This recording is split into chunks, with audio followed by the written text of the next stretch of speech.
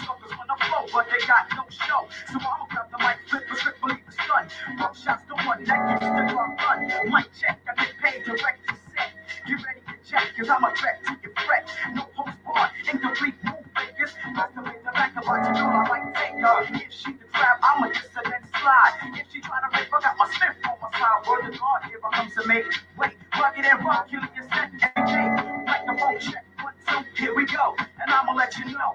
Who got the flow? Spitting my words like an automatic weapon. Suckers keep stepping, cause I'ma let you know. Who got the flow? Who got the flow?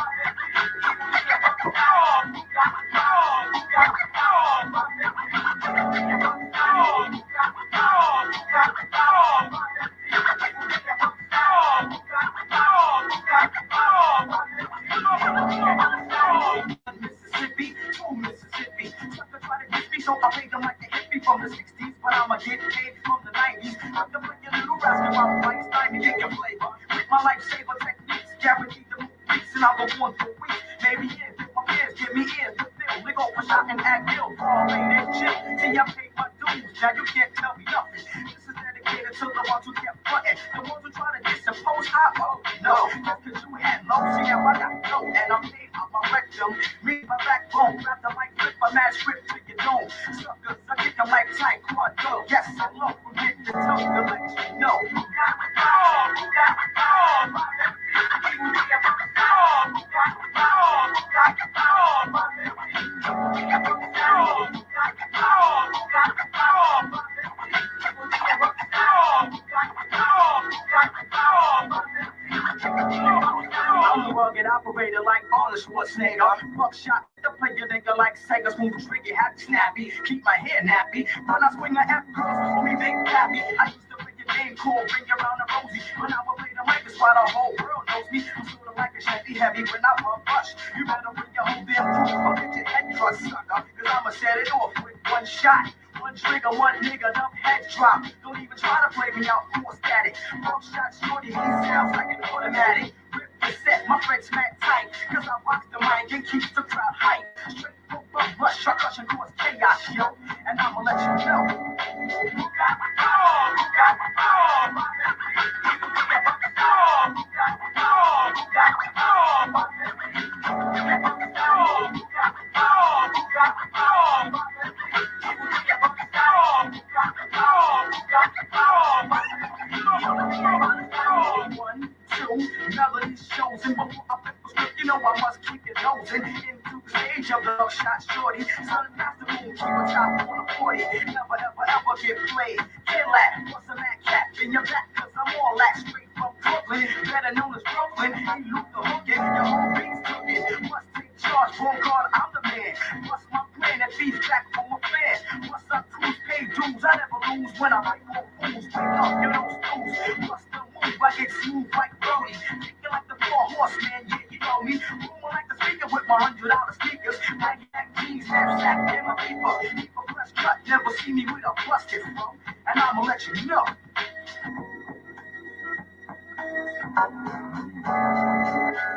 got the flow? Who got the flow? Who got the flow? Who got the flow?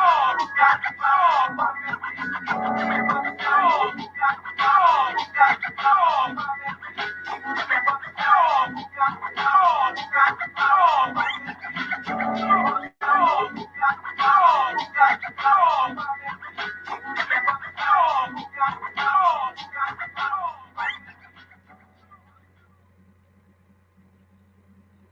Give it up for Naughty by Nature!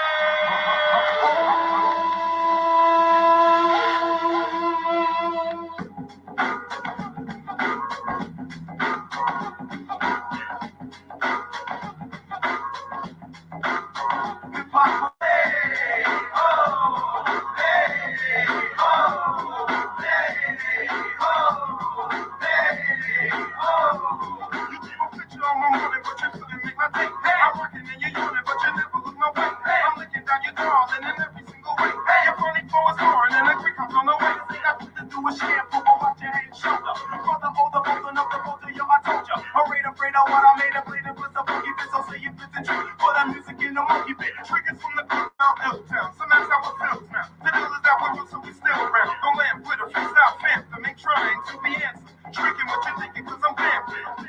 top of hip hop. This is hip hop of today. I give props to hip hop, so hip hop parade. Ho, hey, ho, hey, ho, hey, ho, hip hop parade. Ho, hey, ho, hey, ho, hey, ho. You heard a lot about a brother getting more ground, being low down. I do the showdown with any little whole round. No, you believe it. For your funny reasons, even when I'm sleeping, you think I'm cheating. Listen, I know you miss the OPP, man. The OPP, man, will only see me, man. You should've knew when I ain't hitting the steps that I was with it a bit, not to consider the rep. Heck, I did your brother cause she's hot as a bitch, because I'm naughty by nature, not cause I hate you. Put your heart in the port of a port that splits apart, and forget that I forgave when you had a spark. You try to act like something really big is missing, even though my name's graffiti written on your kid. I love like you've been always, and disrespect ain't the way. Let's start our family today. Hip hop parade. Ho, hey, ho, hey, ho, hey, ho. Hip hop parade. Ho, hey, ho, hey, ho, hey, ho.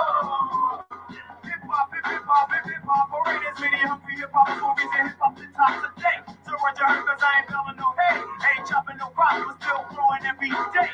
Here's another sound from the winter's sound, from the underground, down the hill, fill house, no town, drown, smiles the frown, set the crown down, beat down, so found on homie don't come around. Tippy paws, since I'm creeping up, I eat them up, just out the older than loose claws.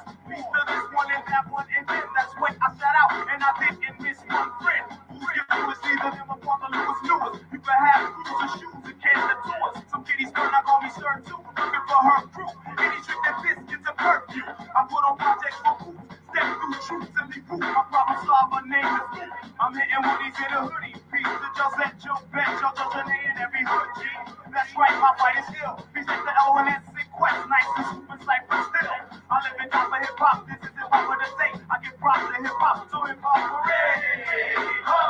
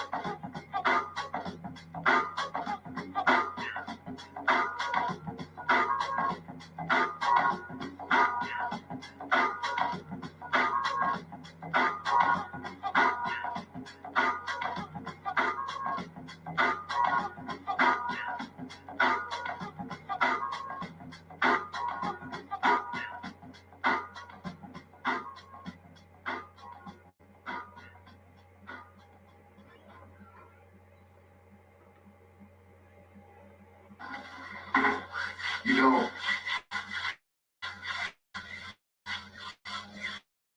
in this field, I understand, I'm well aware that what I have to say in this video is not going to resonate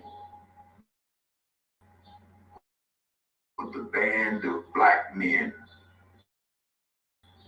who have for that segment of black men who have to holler at every ass that they see and have to try to get in between every black woman that they say, that same black men, they're not gonna get this. This video is for those group of brothers who are waking up, because there's a small remnant. I get emails from these brothers, I get tweets from them. I got tweets from brothers who told me, I understand it now. I get emails from guys who say, listen, man, I see exactly what you're saying. And for that remnant of brothers who are waking up and beginning to connect these dots, they will get what I'm trying to say in this video, and they will move forward. Now, the basis of this video centers around a seminar, a workshop at a university that remained next for obvious reasons. And at this workshop, this seminar, there was a two-part, it was an all-day seminar in the morning and evening session. In the morning session, they introduced a group of some 40 black women, all with their GEDs. And what this university was going to do was they were going to enroll these 40 to 50 women, black women, who just received their GEDs into this university. Now, by them just receiving their GED, logic would obviously conclude that they didn't necessarily have the requirements to get into the university. They schools on the lower bar and give them a shot at a college education. Now, at this seminar, there was another brother. And throughout the course of the morning, we wind up gravitating towards each other. And when we were able to speak, the brother asked me a question. And the question that he asked me is going to serve as the basis for this video. When me and this brother finally met, we spoke with brothers. Where are the black men? I mean, they just lowered the bar for some 40 to 50 black women to enroll in this school, bypassing all of the requirements. 40 to 50 black women, where are the brothers? And he was troubled by this. And since he was troubled, I took it upon myself to try to enlighten this brother. And this is what I told him. If you were to go downtown during the lunch hour and you walk outside and you just view who's there, what you're going to see is you're going to see white men, you're going to see white women, you're going to see Hispanics, Asians, and black women. The only group that will not be represented in any large number, because that's not to say there aren't any there, they just won't be there in the numbers that everybody else is, and that's going to be black men. Now, if you leave from downtown at the noon hour, the homeless shelter, or go inside the whole homeless shelter, what you're going to find is black men. Now, there's going to be other races as well. You're going to find whites, Asians, Hispanics, but the largest majority of those brothers that's in the homeless shelter, black men. If you leave the homeless shelter and you go to the courthouse, what you're going to find? You're going to see other races represented going in and out of those courthouses, in and out of those, talking to the judge. But what you're going to find in a large number going in, some not coming out, some being escorted. I said this to this brother. He was looking at me with a look of confusion. He said, brother, what are you saying? What I'm simply trying to explain to you, my friend, is leaving this black man in the dust. She's leaving his ass. And she don't really give a fuck about him. And this is a thing that I know I'm gonna lose a lot of you brothers because y'all just ain't there yet. Y'all just can't see it. Y'all refuse to connect these dots. If you sit back and you try to explain to these brothers, listen, man, these women don't respect you. They don't give a fuck about you. And I like what Equazi 100 said when he made the comment about if a woman really respects you, she will stop you from making a fool of yourself. If she sees you doing something that she knows is degrading you, she will check you. Don't do that. Don't do that. But if a woman won't take the time to check you when you're acting a fucking idiot, how much can you say this woman cares about you? And see, we already know through history, and I know, again, y'all not going to like this. Y'all not going to like what I have to say here. But we already know throughout history that the black female sided with her liberal oppressor. We know that the black female embraced policies that surgically removed black men from the home. We know this. History has taught us this. We know that the black female has endorsed policies that have stripped black fathers of any parental rights. We know this. History has shown us this. We know that the majority of black men who are incarcerated right now, today, if they look at how they wound up there behind bars, somewhere along the line, they've done something trying to impress a black female. We know this. Can't get around this. We know that the black female encourages these brothers to act like savages. We know this. We can't get around this. We know that these black females sit here and applaud these brothers as they beat each other to a pulp in these streets. We know this. We ain't heard this. We know that these women applaud and stand on the sideline and cheer as they. We know we can't get around this.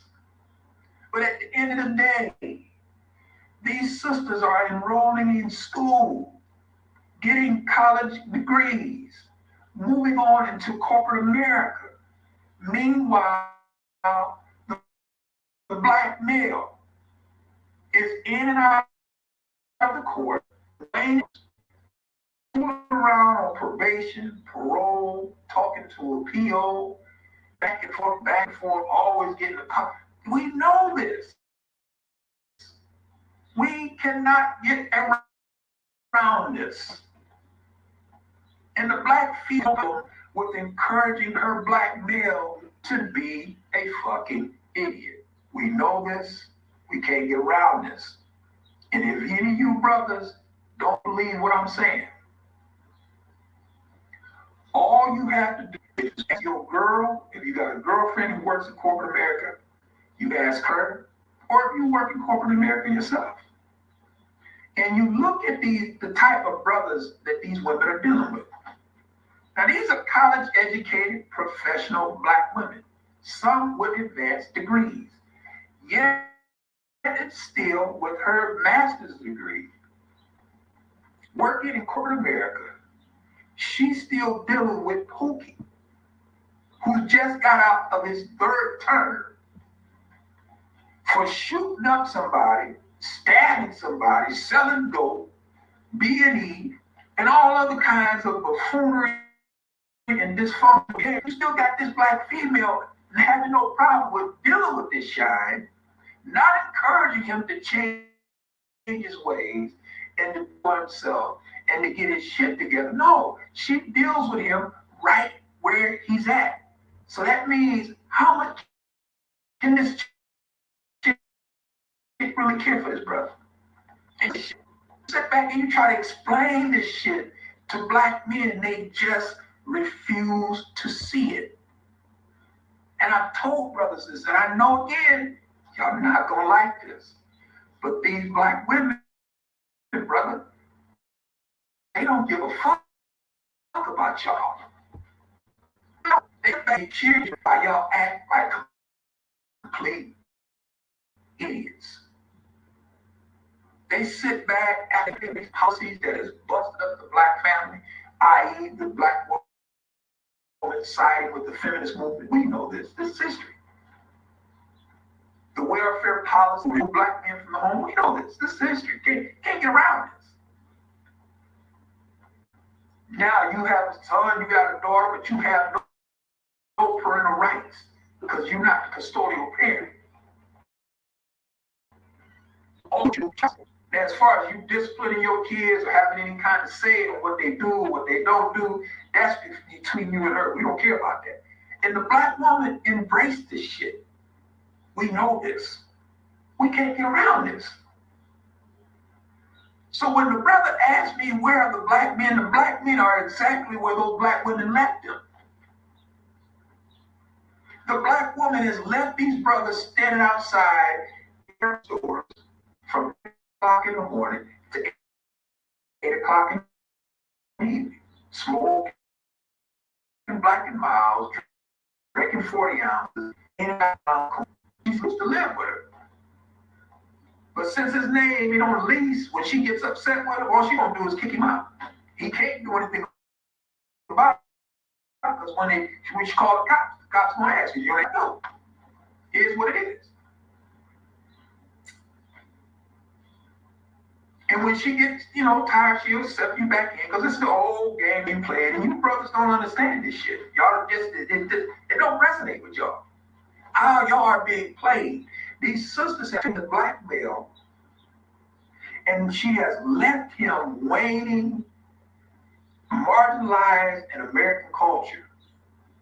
She don't encourage him to try to do better. She don't want him to do better. She wants him to do exactly what he's doing. And that's cooning, buffooning, cutting up, fighting, arguing at other black men that they don't know, as if another black man is really his problem. No, brother, another black man ain't your problem. Your problem is that you have not severed ties with your true enemy. That's you. And I know, again, y'all not going to like this. But this is the reason why when that brother asks, where are these black men at? Where are they? And if you go look, you'll find where they are. This is where they find themselves because these black women have manipulated these brothers. And see, I know what people say, well, these brothers don't have brains. They can't do themselves. No, they can't. No, they can't. You're exactly right. And I told y'all this in many of my videos.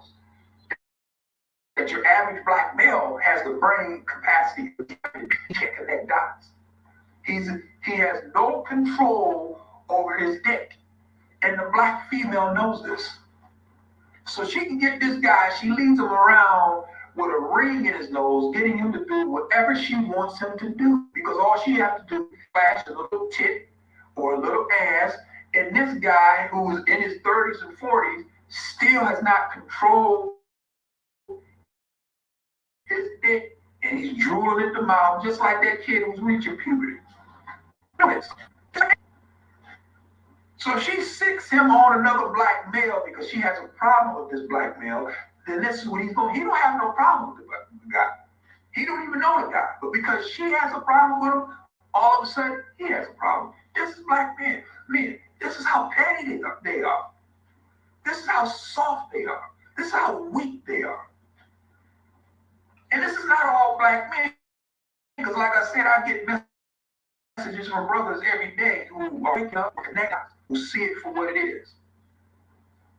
But for the majority of black men, this is where they're at. This black female encourages them to act like fucking fools. And the black male falls right in line. Falls right in line of doing shit that she wants him to do. She encourages him to act like an idiot. And this brother cannot connect dots. He cannot say, I'm not engaging this. I own myself. I got to get my shit together. I got to stop worrying about this pussy. I got to get my shit, my ducks in order. I'm spending me time working on me. The brother he won't do it. He won't do it.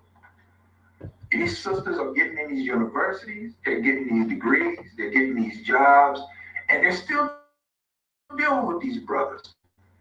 Like I said, I know a many female who still is tied up dealing with some shine who's in and out of jail, in and out of prison. She has no problem with that. She's standing outside her job after she got off work. Get out working for.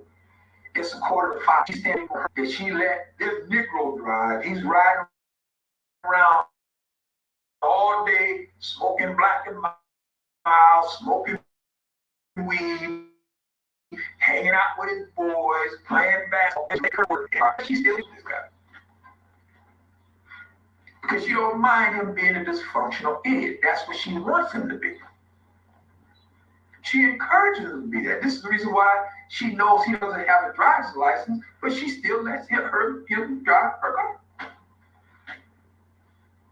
It is what it is. I mean, once you begin to look at this for what it is, you can connect these dots. And I know, again, like I said, a lot of brothers ain't going to get this. But that's why I said I titled this series Talking to Brothers. Because when I sit back and I talk to brothers, and I try to encourage them, listen, man, it's time for you to spend your time on you. That's what time it is. It's time for you as a black man to concern yourself with your shit, getting your shit right. That's what time it is. They're always going to be around. But you spending your time trying to impress them, trying to gain their favor, doing shit that you think they're going to applaud, and they have absolutely no respect for you. And this is, again, what I try to tell another brother here on YouTube. I sat back and I asked the brother, you know, I heard you defend black women. Now that you come under fire, women to defend you. Because at the end of the day, these sisters don't give a fuck about you, man. They really don't. And I wish you brothers would begin to understand this.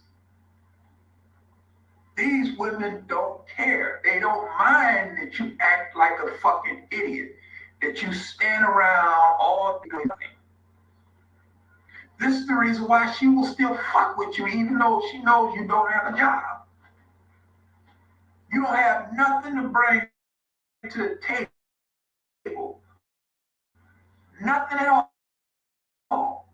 You don't have a place, you don't have a job. But yet still, this corporate America professional black female will still bend over and allow you to have sex with her unprotected. And then when she gets pregnant and she gets a child, then she'll sit back and complain about this guy. You got to wait, sister. Have a job really is fucking you. He was standing around the Airborne store all day, 8 o'clock in the morning, 8 o'clock in the evening, when you was allowing him to drive your car and pick you up late from work. Why did you bend over and allow this guy to run up in you without protection? Now you pregnant. Now all of a sudden, he ain't shit. At what point did he not become shit? I mean, this is the case that you have when you sit back and you try to explain this shit to these brothers. Brothers can't connect these dots. I'm trying to explain this, and some of y'all get it, some of y'all won't.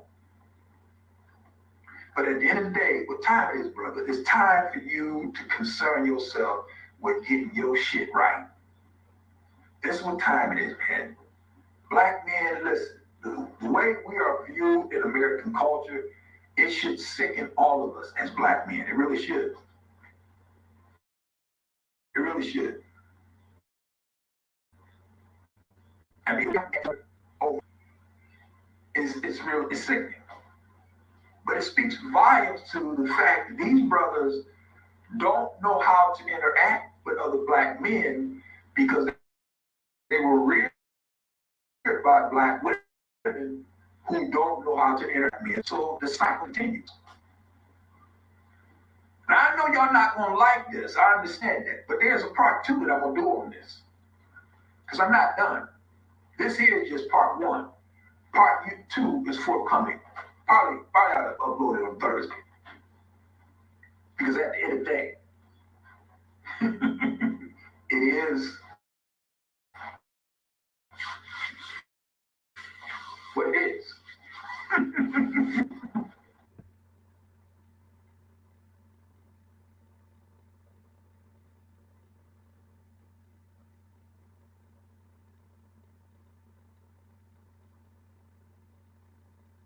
All right, everyone in the stream, just let me first confirm. First of all, thank everybody for coming.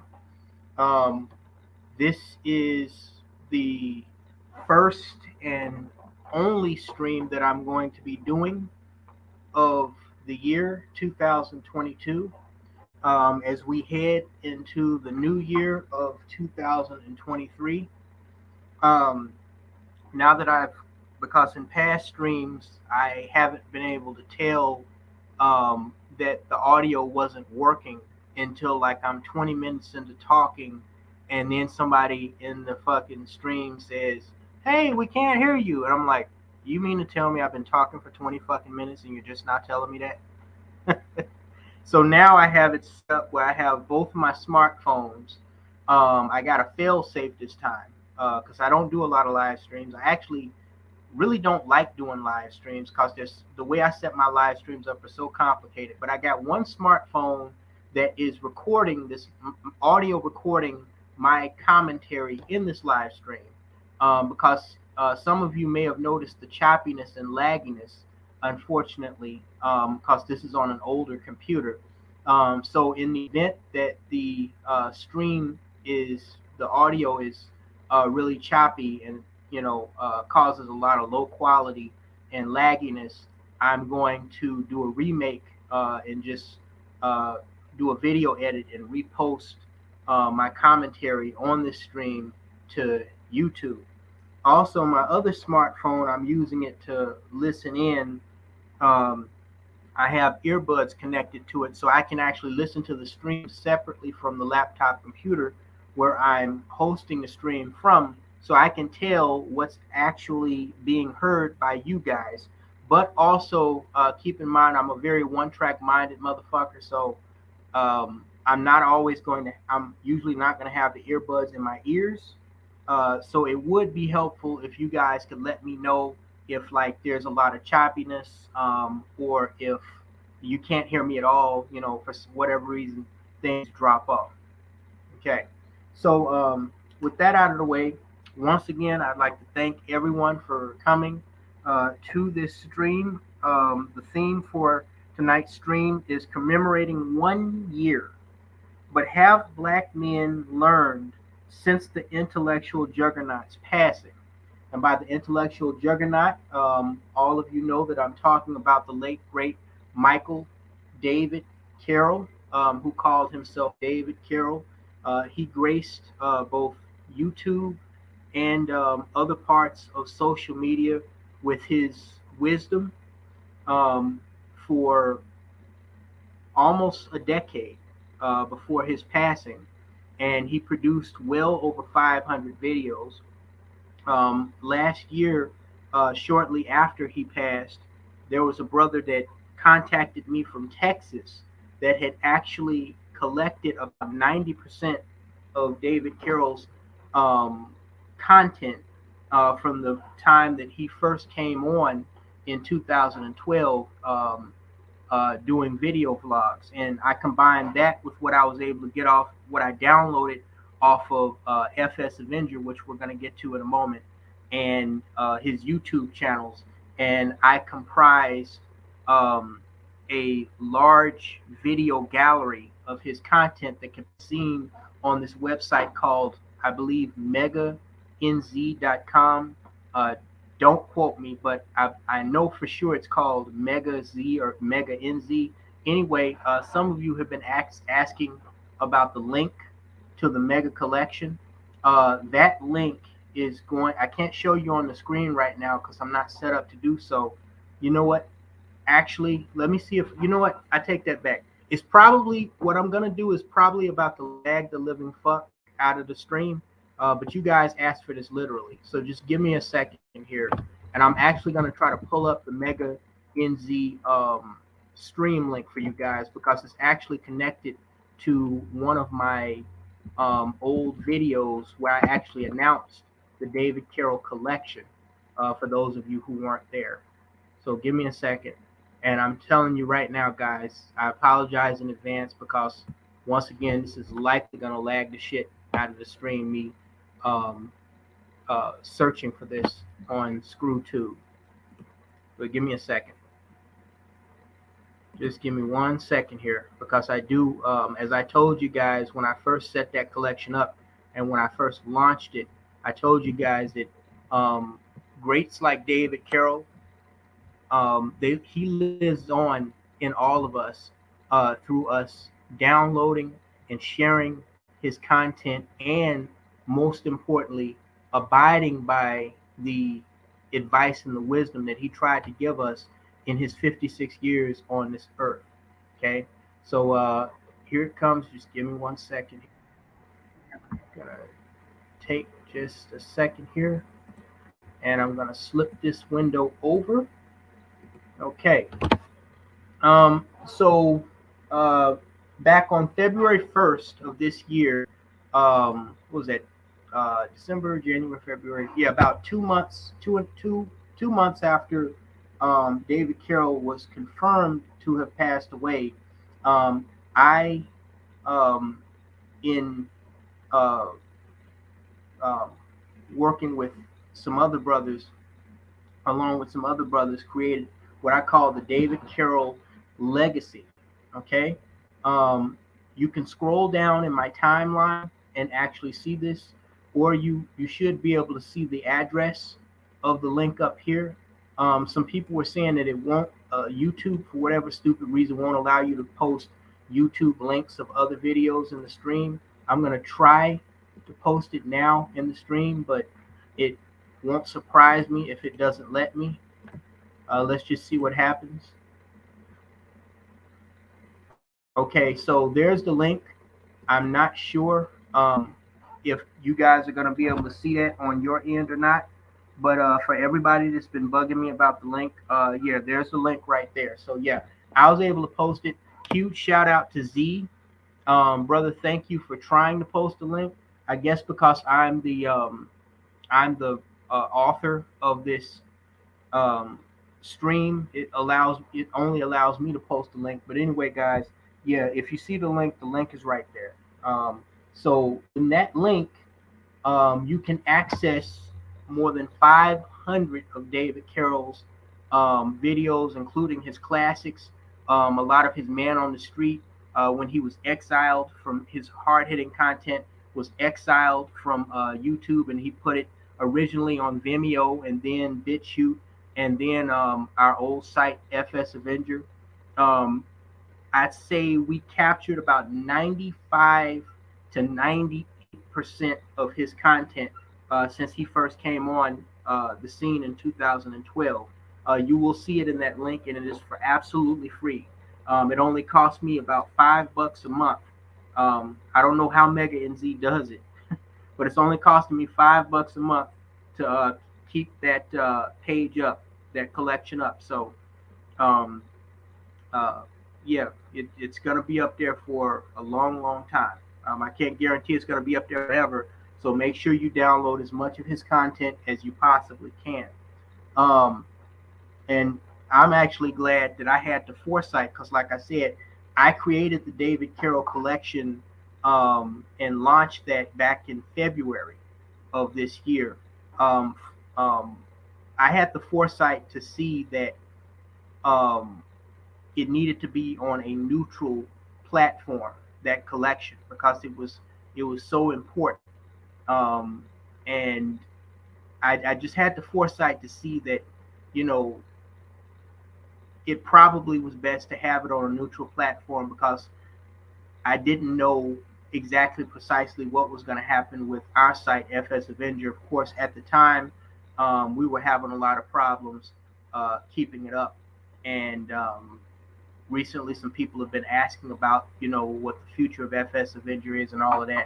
And we're going to get to some of that in a little bit. But, okay, so there's the link. No more excuses, guys. Yeah, make sure to click on that and download and watch as much of this content as you want. Now, to the theme of um, this stream, the theme of this stream, that was not intended to rhyme, it just did. Commemorating 1 year since the passing of the intellectual juggernaut. But what have black men learned since the passing of the intellectual juggernaut? Well, for one thing, just to make sure we are very clear about this, okay? As far as the passing of Mr. David Carroll, according to at least two of his relatives, he passed away from COVID-19. Now, I have my differences about, you know, um, believing what the liberal media and the politicians are telling us about the lethality of COVID-19. But out of respect for this brother's family, we will just go with what his family said he passed away from. Okay, I know from accessing voting records in the Cleveland, Ohio area that he was 56 years old. Now, what we don't know definitively is the precise date of his passing. We know that he disappeared shortly after doing a a pre a pre Christmas special video where um, he was basically letting everyone know what was going to be in his Christmas special. David Carroll, he had a history and a routine of every white folks holiday, as I call it, doing a trilogy, a hard hitting trilogy. And in more recent times, he would put that up on our old site, FS Avenger. Unfortunately, we only got the prequel from him, which he said was, basically just his YouTube video to promote his trilogy and his hard hitting content on FS Avenger. He disappeared from virtual view, so to speak, in late November of last year. And we didn't hear any more information until it was confirmed on one of his sister's pages in mid December that he had unfortunately passed from this earth due to a short illness. Now, I want to emphasize, okay, today, December the 14th, the reason why I decided to do this only stream of the year today, is because today marks the 1 year anniversary of our confirmation of David Carroll's passing. We do not know exactly precisely when he passed. My assumption from what I've seen on uh, Facebook posts and other social media from his close family and friends is that he passed sometime between December 12th and December 14th, likely sometime in the later evening of December 13th, though none of that is confirmed. Okay? So I just want to get that clear. Today marks the 1 year anniversary since the confirmation of his passing. Okay? And so, with that in mind, okay, shortly after his passing, and we did the memorial stream, we went into the year of 2022, this year, which we are about to hopefully all make it through into the year 2023. And boy, oh boy, was it a tumultuous year. I don't think any of us brothers could have foreseen the the sheer drama and turmoil and chaos and tragedy and really embarrassment that would come of this year, um, specifically for black men. And I'm looking at my little collage that I have set up for you guys here, and I realize that I'm actually missing one fucking picture, and that pisses me off. But that's okay. We're just gonna keep going. So, to answer the question of what black men have learned this year, or what we've learned since the passing of the late great David Carroll, we first have to look at what black men have endured. Okay, now we all, on an individual basis, we go through, different struggles and different challenges in life, and we all have our own story to tell. But at the same time, we all come together collectively as like-minded or partially like-minded individuals to converge on this space that we call social media. And this year, we have seen a lot of things that are indicative of what Brother Carroll has talked about. And unfortunately, we have also seen a lot of things that are indicative of the fact that in answering the question, what have black men learned? The answer is not much. Okay? Not much. And it's really sad because David Carroll was a sole believer that repetition was the mother of skill. Now, I had that was one of the few places, because I always said I agreed with about 97, 98% of what the brother said. He was on point. But that's one of the places where I always had a little bit of a difference with him, because I felt like repeating yourself, particularly to a stupid motherfucker or somebody who's not going to listen, or to a circumstance that you cannot, you know, positively influence, is really just a waste of time. It's a waste of breath. It's a waste of effort. In some cases, it can be a waste of money. Okay. So, you know, um, how does that equate to um, where we sit today in mid-December of 2022, going into the new year 2023, um, with everything that we've witnessed just on uh, a specific scale of things that directly affect black men. Okay. Well, let's look at some of this year's major events that have affected black men, particularly in this space, but also in general. Starting with the controversy at the Academy Awards, the Oscars, on March 27th of this year. These fake Hollywood people get together and congratulate themselves for being masters of the fucking universe and all of that bullshit. Well, you had um, veteran actor Will Smith, who won his first Academy Award. He had been nominated before, I think, including for Ali, but he won his first Academy Award for Best Actor. And at that ceremony, um, he, everybody was watching. I believe ABC hosts that bullshit ass award show, the Oscars. Everybody was watching as Chris Rock, who has hosted the Oscars on several occasions, was telling jokes. Something that he does for a living. He's a professional comedian. Something that he's done several times before at the Oscars. And then he proceeds to tell a joke about Will Smith's wife and her bald ass head. Now, as you know, Jada Pinkett would have us believe that she has a condition called alopecia, and you know, Chris Rock, being the comedian that he was, he took that as an opportunity to tell what was really a lighthearted joke about Jada Pinkett Smith looking like G.I. Jane. Well, Will Smith actually, if you go back and you look at the replay of the moment before the attack, he actually lightly laughed at the joke. I think, he was just trying to, play along with the audience, because everybody laughed as they were expected to do. But then he looked at his wife and her reaction, Jada Pinkett.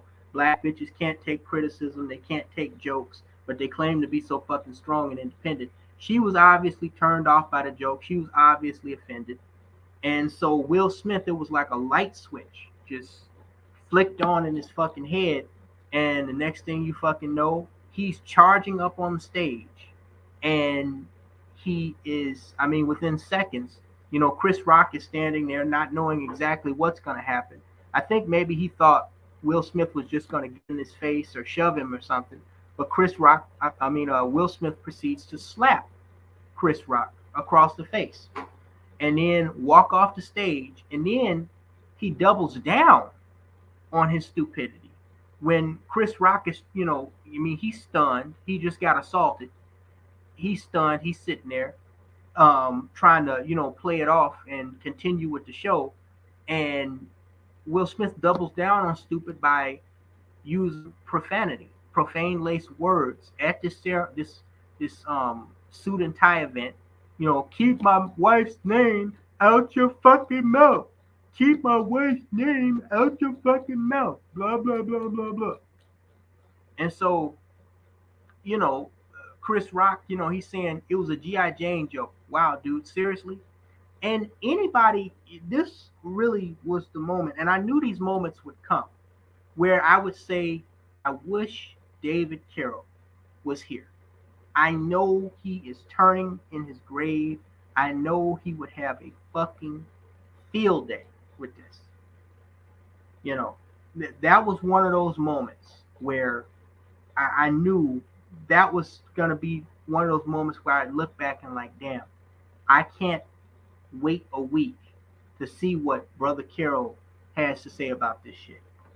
Because this brother he's gone forever. You know, he's one with the elements now.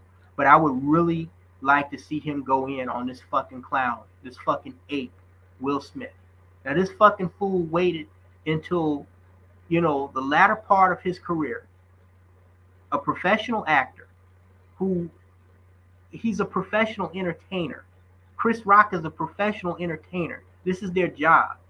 He waits all this time to not only assault Chris Rock, but basically bring the Pookie out. I think he's from Philadelphia, right? Originally from Philadelphia? I think so. He wastes all this time to bring the nigger out. And he waits until he is in front of another black male.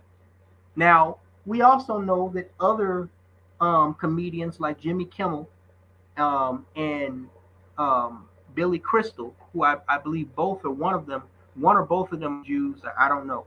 But we know that white comedians have done the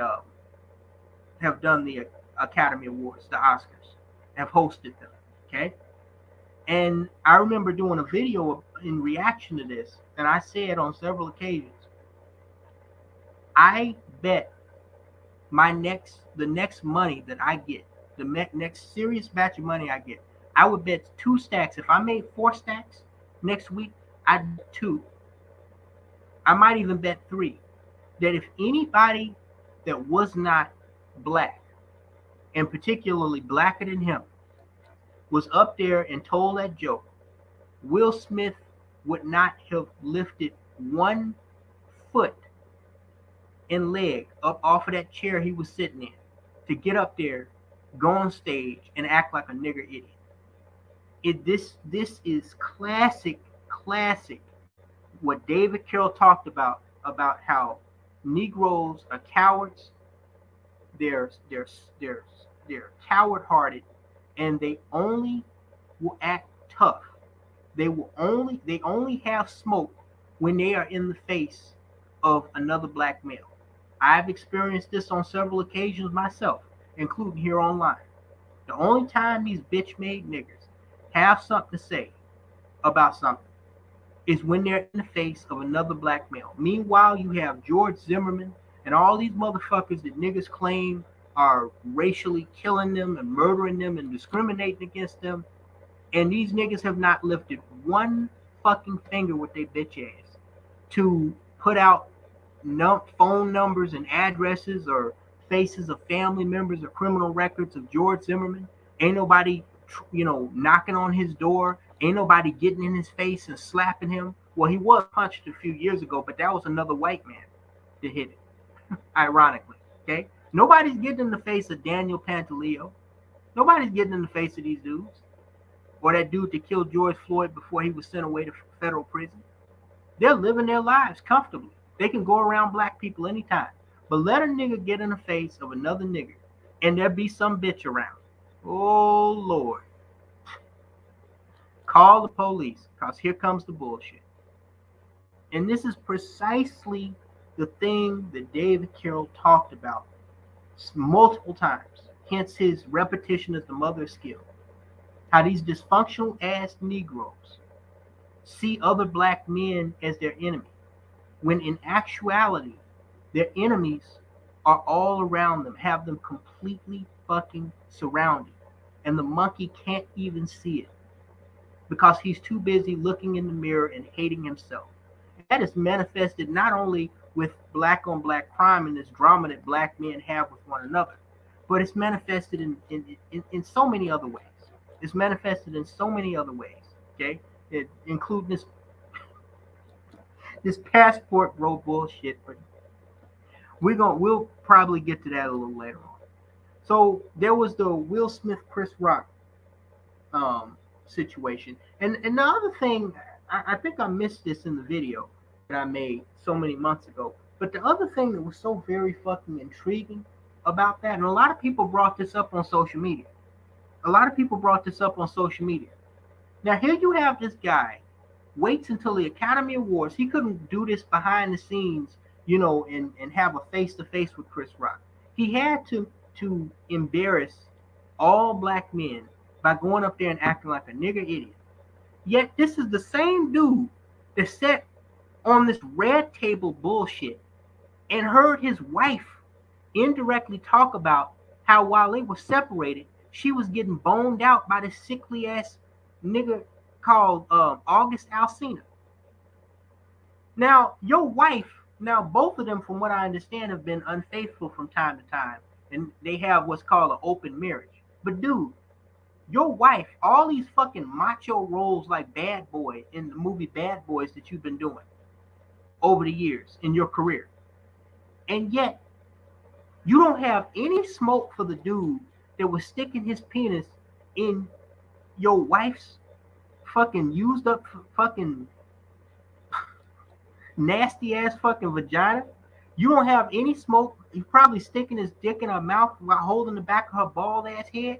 You don't have no smoke for this dude, nutting all on her fucking face, slapping her, calling her a whore. Ain't no telling what them motherfuckers was doing. You ain't gonna walk up and slap August Alsina, but you gonna slap Chris Rock, just like we talk about these bitch ass niggas online. All this shit you got to say about me, but people that are actually out here killing you, killing your relatives, otherwise fucking you up, fucking you over. You won't have no smoke for them. But a dude like that goofy ass motherfucker call himself confront me over Shayla Toby's bitch ass, going over there getting manhandled by June Lee. This Asian dude just manhandled your female cousin, dude. Call her a bitch in her face, chasing and following her down the steps. Call the police on the hoe. Call the police on the bitch. The Korean police on the bitch. Yanked her ass out of a cab. Falsely accused her of stealing. Told her she was just like every other black hoe. But this little skinny ass Asian dude gets a pass. But I do a video calling her a hoe, and you talk about I'm gonna get that work.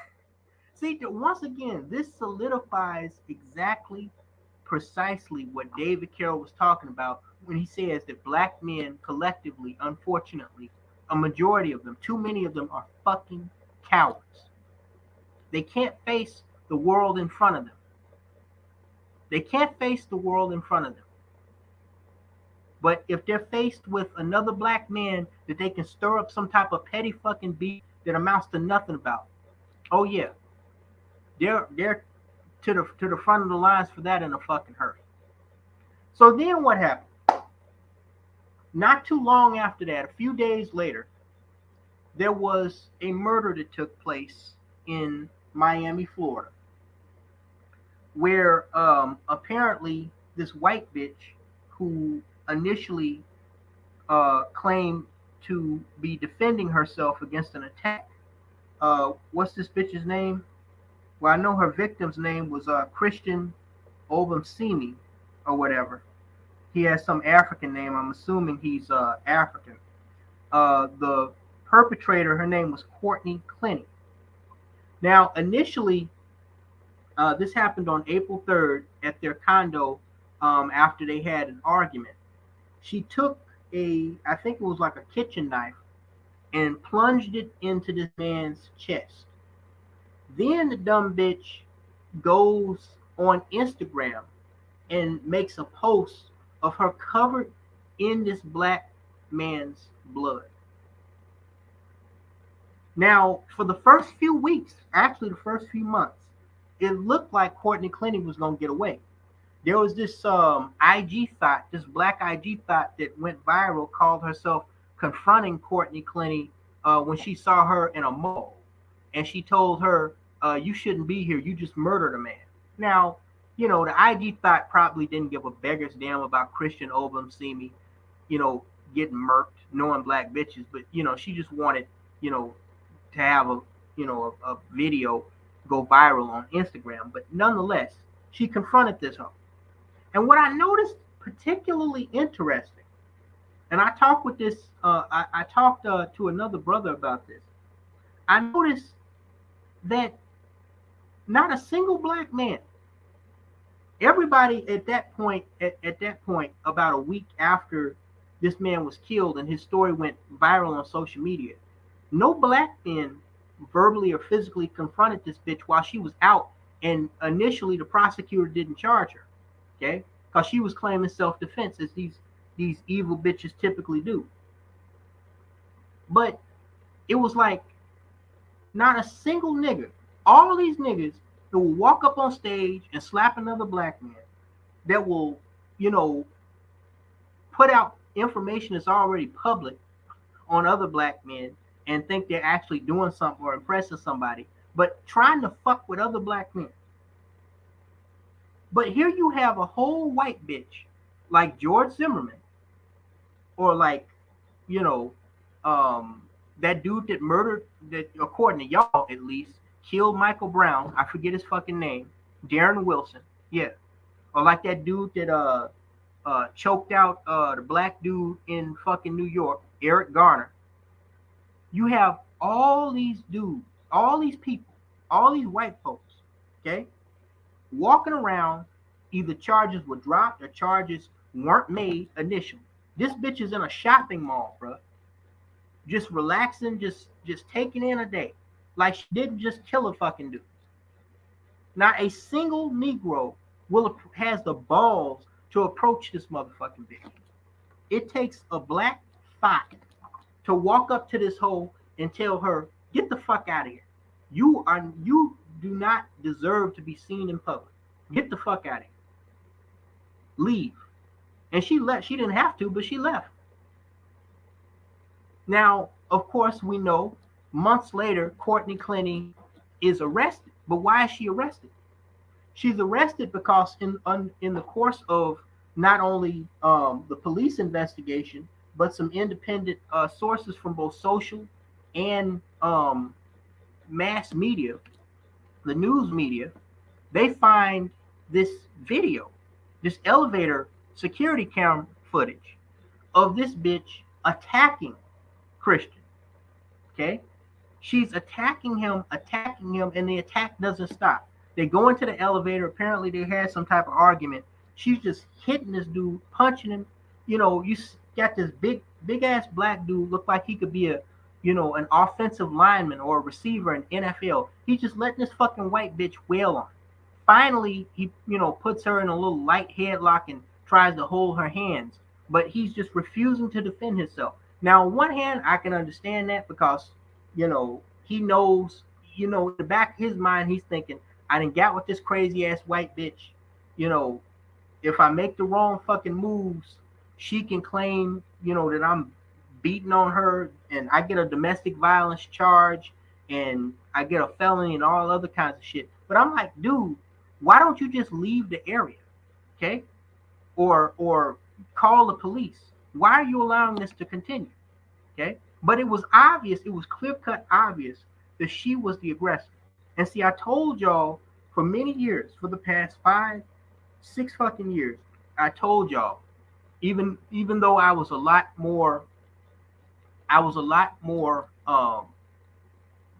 reckless with my mouth, so to speak, as Akwasi would say, or Cynthia G's bitch ass would say. I was a lot more reckless with my mouth back in those days.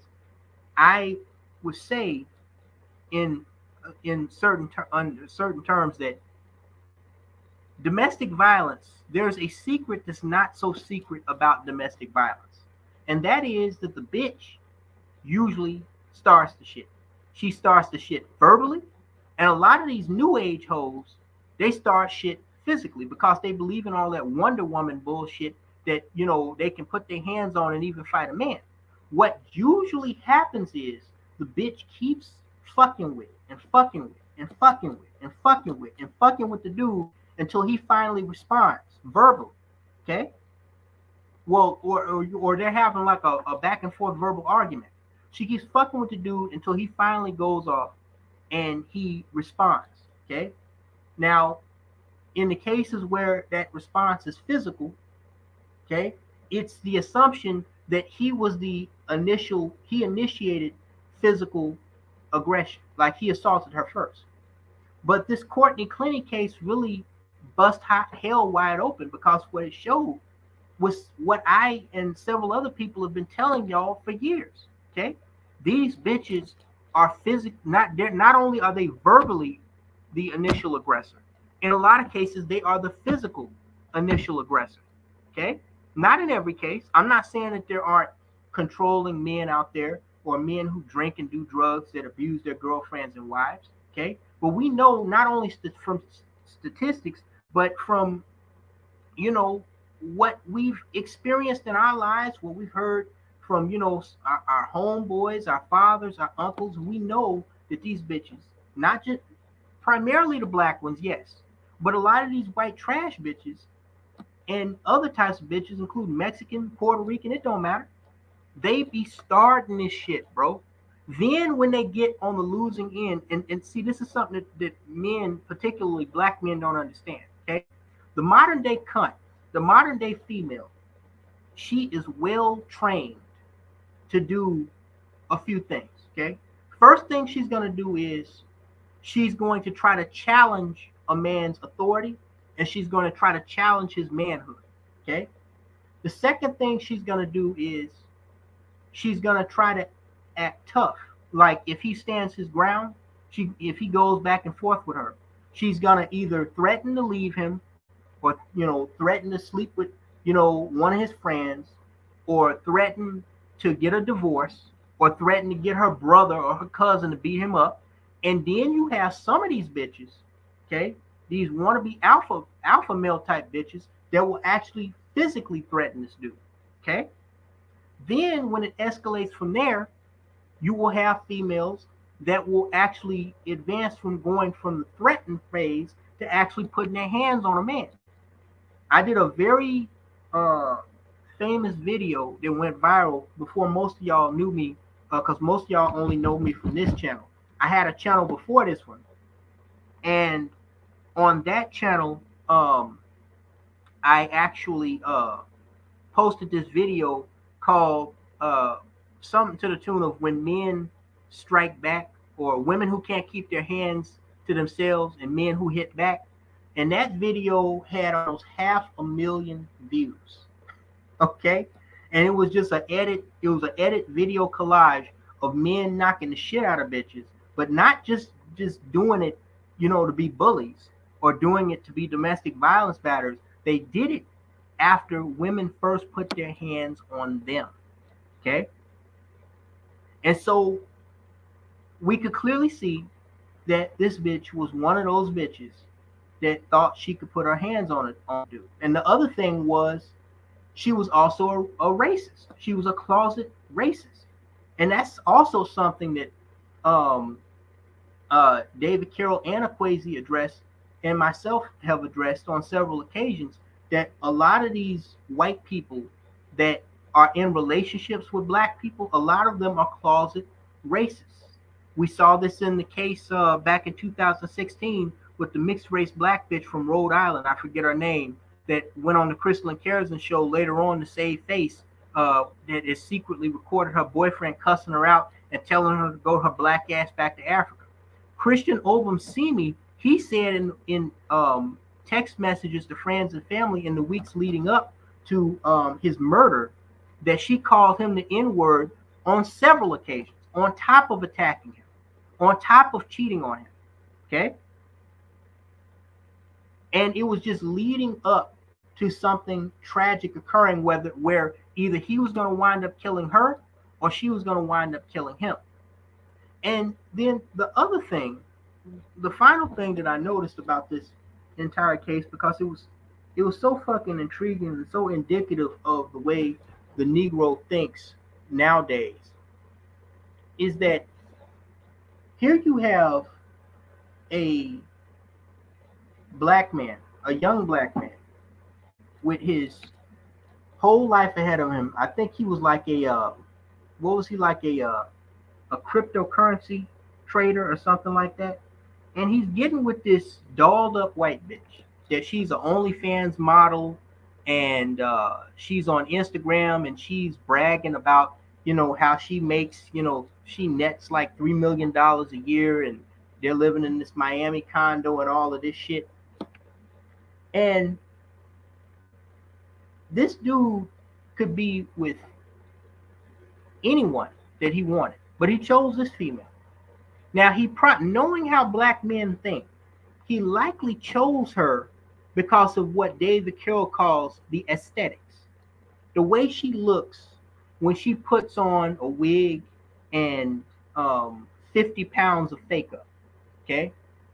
And, dons in a swimsuit or, some tight cat suit, what she looks like when she puts on all this fucking mascara and eyeliner. And, this is reflective of what we see with black bitches. Only the reality is this was a white bitch. Okay?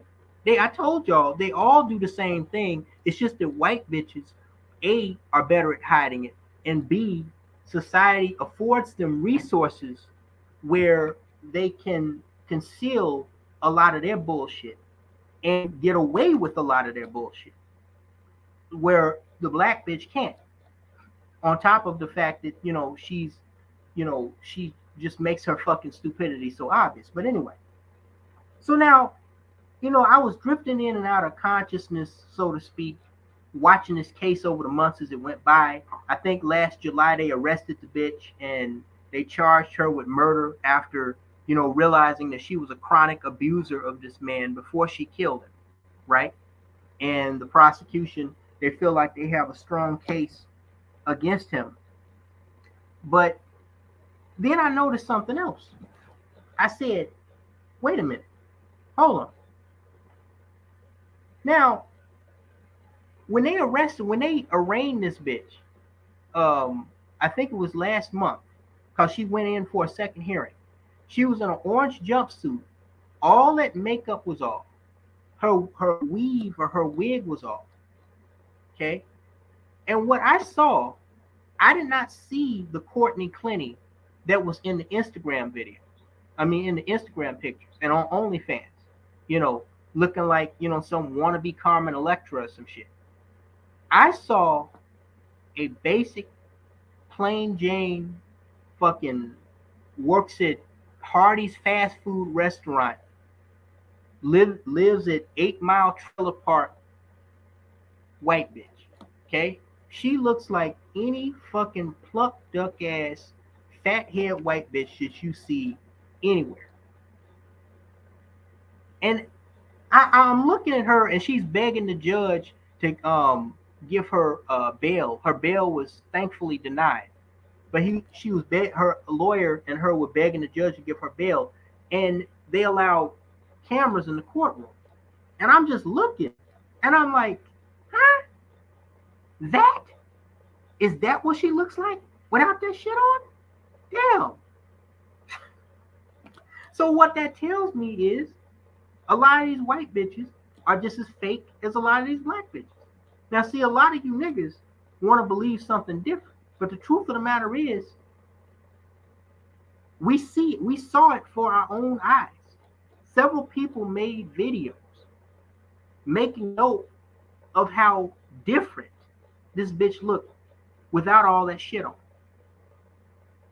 And I know it hurts to realize that for a lot of these stupid ass niggas, that these white bitches, they play the same games, they play the same trickery as a lot of these black bitches. Again, the only difference is the black bitch, she don't have enough resources and she don't have enough common sense to keep that shit concealed, most of that shit concealed, so that she can still go on with the rest of her life and find some dude dumb enough to marry her.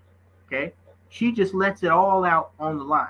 Whereas the white bitch, she can do this dysfunctional ass shit, and she can go on years down the road to become a soccer mom and get married to some, rich white au fait motherfucker after she got done fucking like 20 black dudes, including half the football team in fucking high school and college.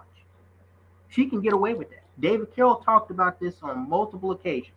He said just so long as she doesn't have a mixed race, half breed, dirty baby with good eyes and green hair, like black bitches worship, subject for another video, she can go to another part of the country or another part of the world, and she'll just be another dolled up fucking Goldilocks white bitch.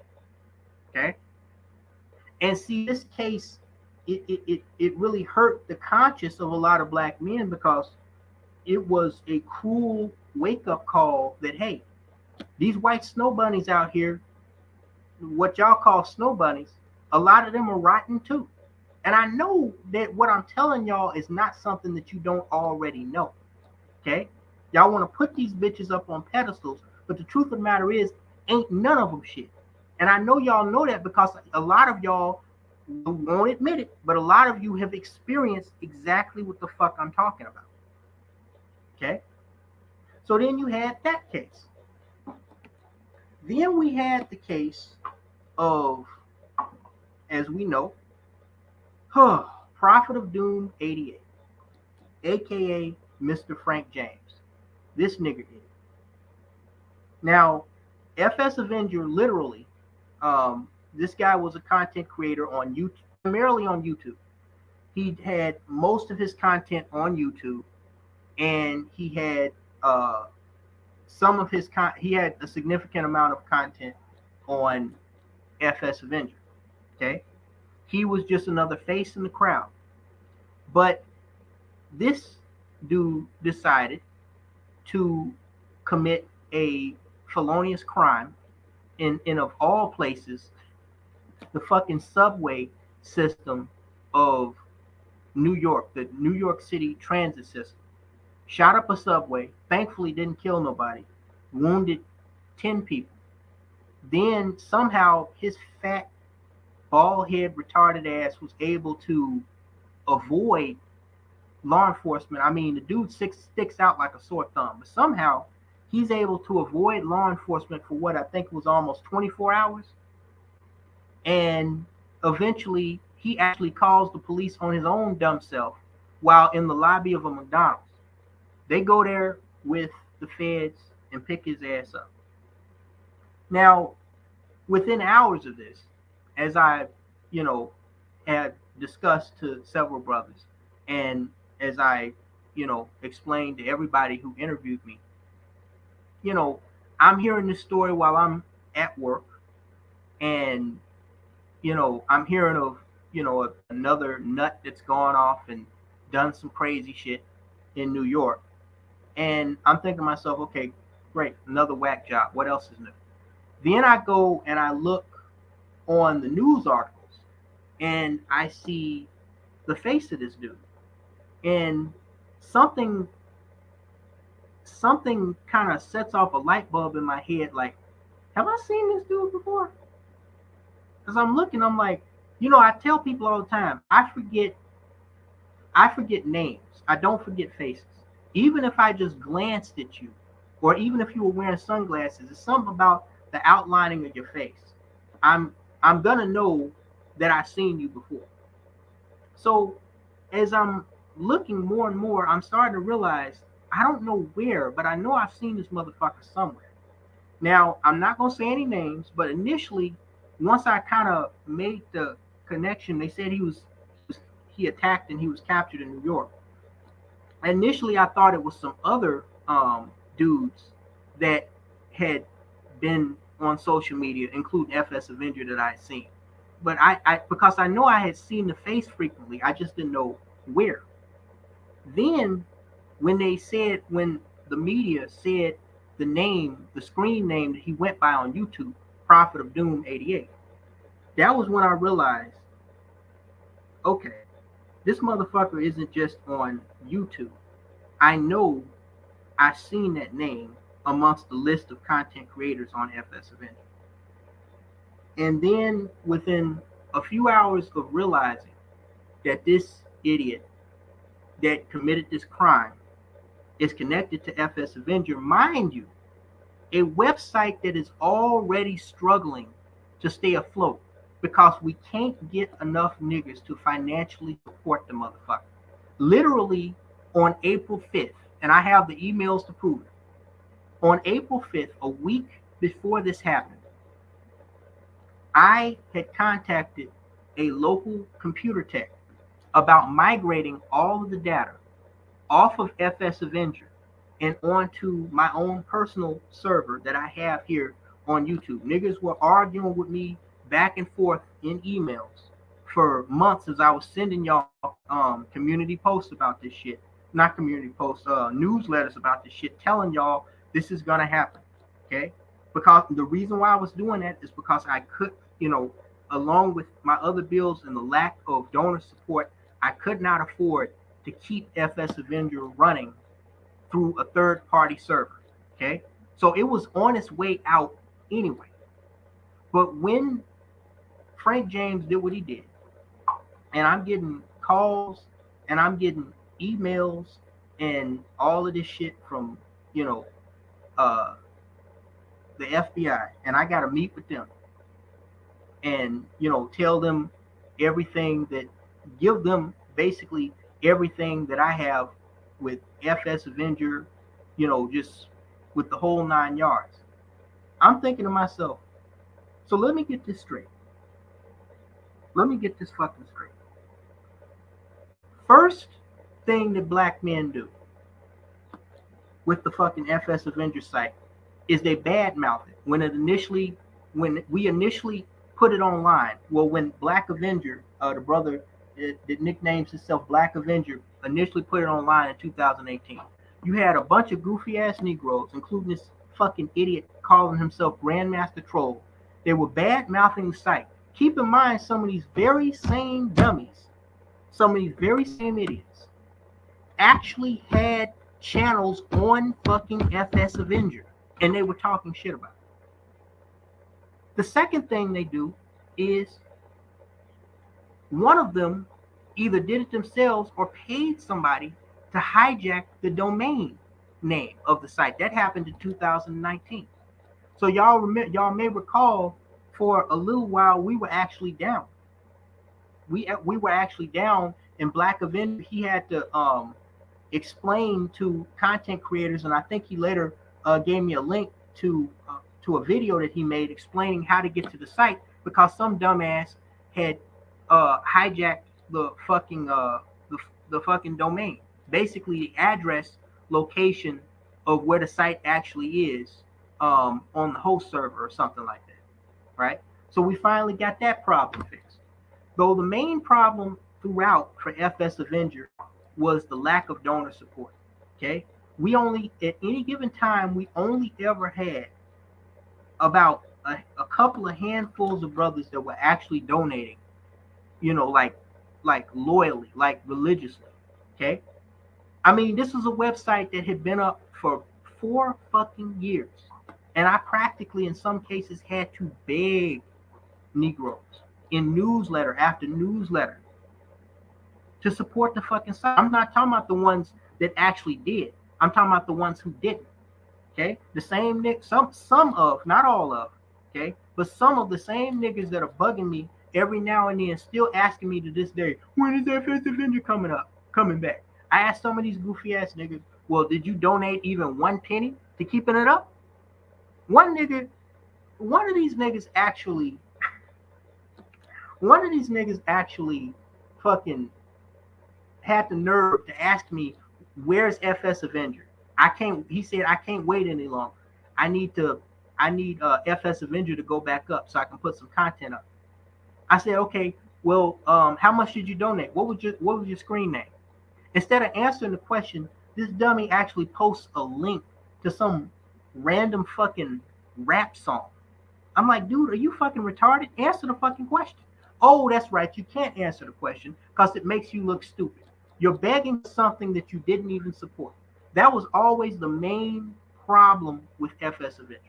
We could not get the fucking funding. Keep in mind, these are some of the same Negroes that will go over and make a guy like Kevin Samuels, who we're gonna get to shortly.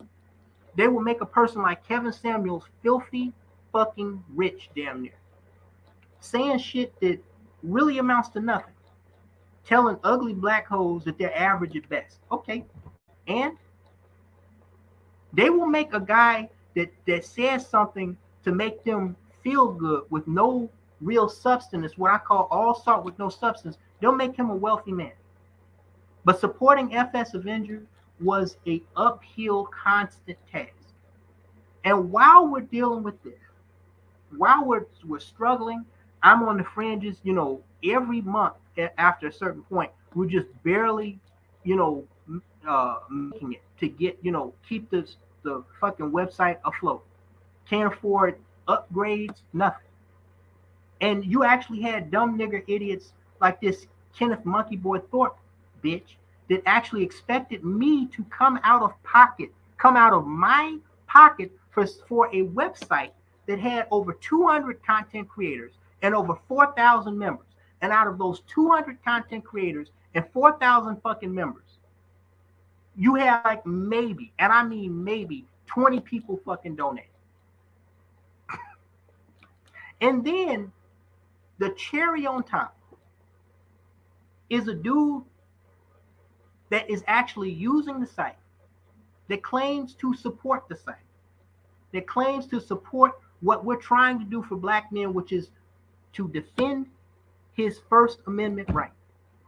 Actually goes out and does some stupid shit like this to draw the very negative attention to those stupid ass motherfuckers, those haters that want to call us dangerous incels.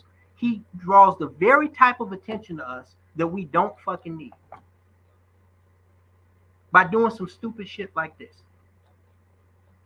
And you had all these lame to fame ass motherfuckers on YouTube just trying to jump on the opportunity, just proving how fucking stupid they are, telling flat out lies on me, telling bigger lies on FS Avenger, even telling lies on niggas that I don't even fuck with anymore.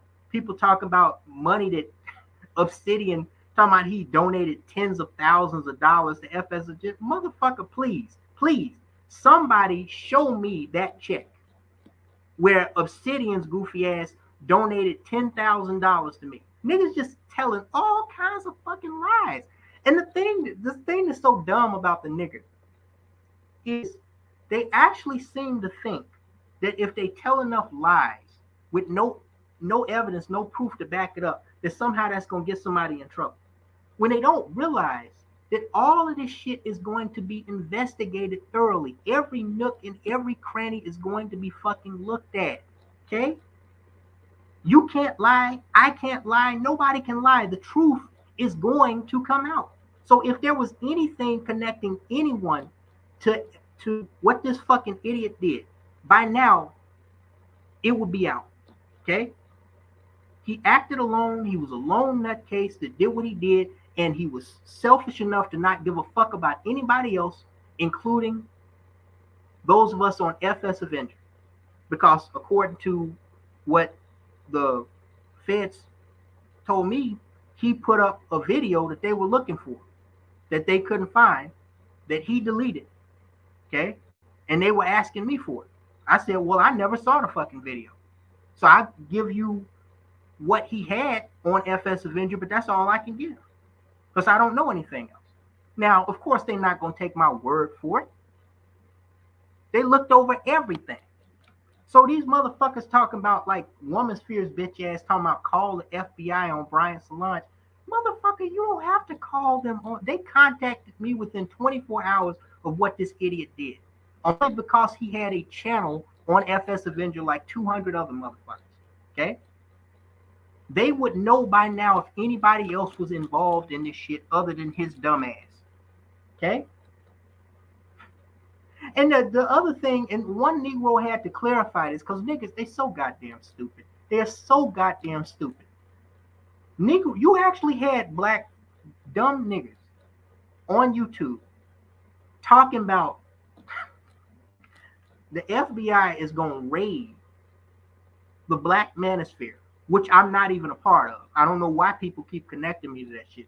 They keep talking about the feds are going and the police are going to raid the black manosphere because of the things that we say about black women. Y'all are real. You actually have Negroes that have the IQ level of a dehydrated pecan. Actually think that talking shit about black bitches, calling y'all NBs or whatever we do, is actually a arrestable offense. Actually, that's stupid. You had other Negroes that actually had to come on and explain to these low IQ monkeys, talking about them being critical, talking shit about y'all is not an illegal offense. You can't go to jail for that. What are you going to arrest a content creator for? Talking shit? I'm talking shit about y'all motherfucking ass all day until I drop dead. Ain't nobody going to jail or prison for that. I even told the people that came to interview me, there's a difference between First Amendment freedom of speech, which I fully intend to continue to defend, and what this motherfuckers like him do. Okay? And I told niggas, if you cross that line, because you had the other thing that pissed me off when niggas in my goddamn email bothering me, talking about you gonna snitch. I really wanted to backhand some of them stupid ass niggas. You gonna snitch? You probably want to hire a lawyer and not talk to the vet. First of all, y'all need to understand something. If you in deep enough where any of these law enforcement motherfuckers got enough evidence on you, a lawyer can't do a goddamn fucking thing for you, but maybe get you a plea deal. That's the first thing you need to understand. The second thing you got to understand is I am not jeopardizing myself when you niggas decide to do something fucking stupid. Okay? You commit a crime, you are going to answer for that shit. And you fucking only. Period. Okay? Ain't nobody going down for that shit but you. Do not ever, this ain't the motherfucking streets. Okay? This ain't no gang. This ain't no cult. Okay?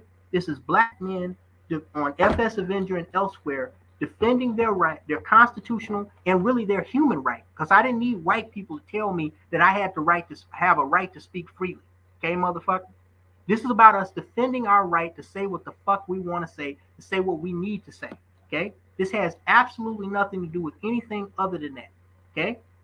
If you deviate from that and you decide to go out and do and commit some felonious act or you know, cross that line that can't be uncrossed, as I told y'all before, you're walking through that fucking door alone. Do you understand me? Do not ever ask me to cover for you. Don't ask me to lie for you. Don't ask me to withhold information for you. I don't know what you niggas are up to or what you were scared was going to be found out. I don't know. Because I don't live a life where I have fucking law enforcement in and out of my fucking face like that all the fucking time. Doing stupid ass nigga shit. Okay? If you do, please, as I also said, get and stay the fuck away from me. And that sparks a very important question. That I have to ask. Now, after this occurred, okay, I made the decision that, you know, well, I was already going to shut down the website anyway. So let's just go, because I got contacted by a reporter from Vice on, I believe that was Instagram DM. And this was short, like within hours before the FBI contacted me. And I knew what Vice was contacting me about. So I said, okay, I don't have a problem talking to law enforcement about whatever they need to make sure that my name is clear from this. But I'm not about to allow the bitch ass liberal media and these independent media sources to, you know, plaster to shit on everything that we were trying to do for black men on FS Avenger and make it seem like it was some type of cesspool of, you know, angry little incels and all this other bullshit that people, as a matter of fact, if you look at more, I was even discussing with Black Avenger, that most of the shit that you saw on FS Avenger wasn't even vitriol against black women. Okay? If you look at most of those content creators, dude, I had to boot some of those niggas off of there and put clamps down on niggas that were posting videos of naked women and private stripper parties that they had, dysfunctional shit like that. You had niggas reposting 8-hour live streams of niggas arguing with each other. Okay? It was only a very small segment of us, like myself and David Carroll, that were even talking about issues related to our anti-feminist beliefs. And once again, that is not illegal. Okay? But I knew if the media got a hold of that shit, okay, it was going to be a fucking shit show. So I closed it down a few days early. Because once again, niggas were not putting forth the financial effort to help foot the bill. Now that being said, that poses a very important question that I have to ask you. A lot of people have been approaching me, and I notice how quiet the chat room is.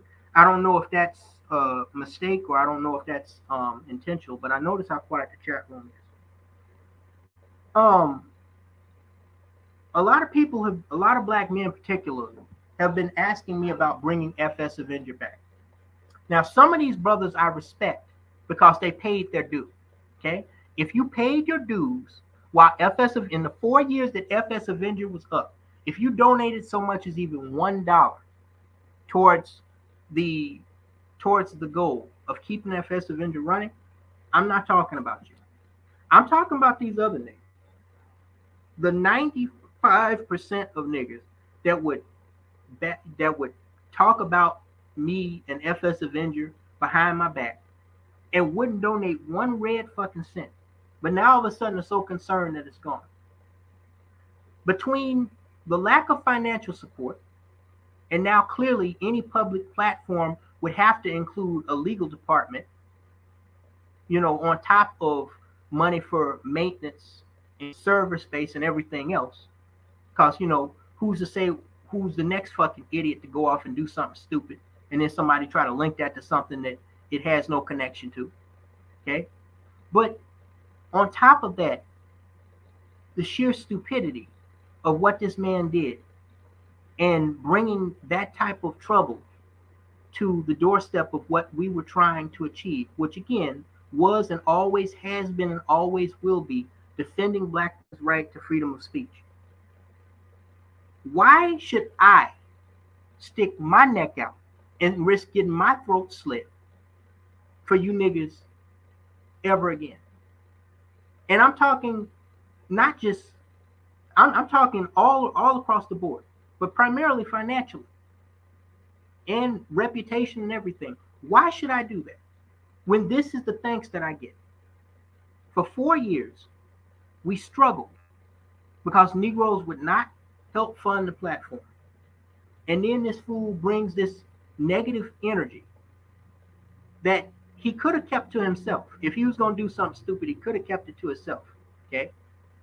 He didn't have to include the platform by, according to the FBI, posting a threatening video that apparently nobody saw before he deleted it. That's what started this whole chain of events. But he did. And only worsened an already bad problem with FS Avenger as it was struggling to stay up in the first place. Why should I? Then this is also something else that David Carroll said. The white man's ice is always cold. YouTube don't have no problem staying up. These other platforms like Parler, they don't have problems with donor support. Stormfront, they don't have no problem with donor support staying up. But FS Avenger, you ask black men to support something with consistency and longevity that is helping they dumb ass. And it's like pulling teeth. Yet everybody wants me to jump in the shit again, put up another website, let these dumbass niggas post on it so they can fuck it up again? I don't think so. If anything like FS Avenger ever goes up again, as I've made abundantly clear, and I'm actually thinking about it. Okay, but the question is, where's the funding going to come from? If anything ever goes up again, it's going to be closer to a world star hip hop system. And what I mean by that is nobody's going to be able to upload any videos but me and a few trusted brothers. You will be able to submit a video or submit an audio. Okay, that video will be reviewed. That audio will be reviewed. And then once it is reviewed and cleared, if it is cleared, it will be posted. Okay?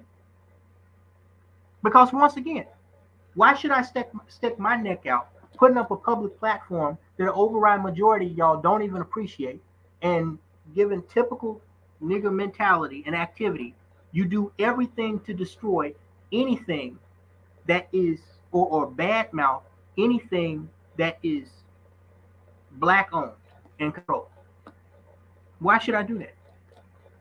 If I do it, why should I do it the same exact way?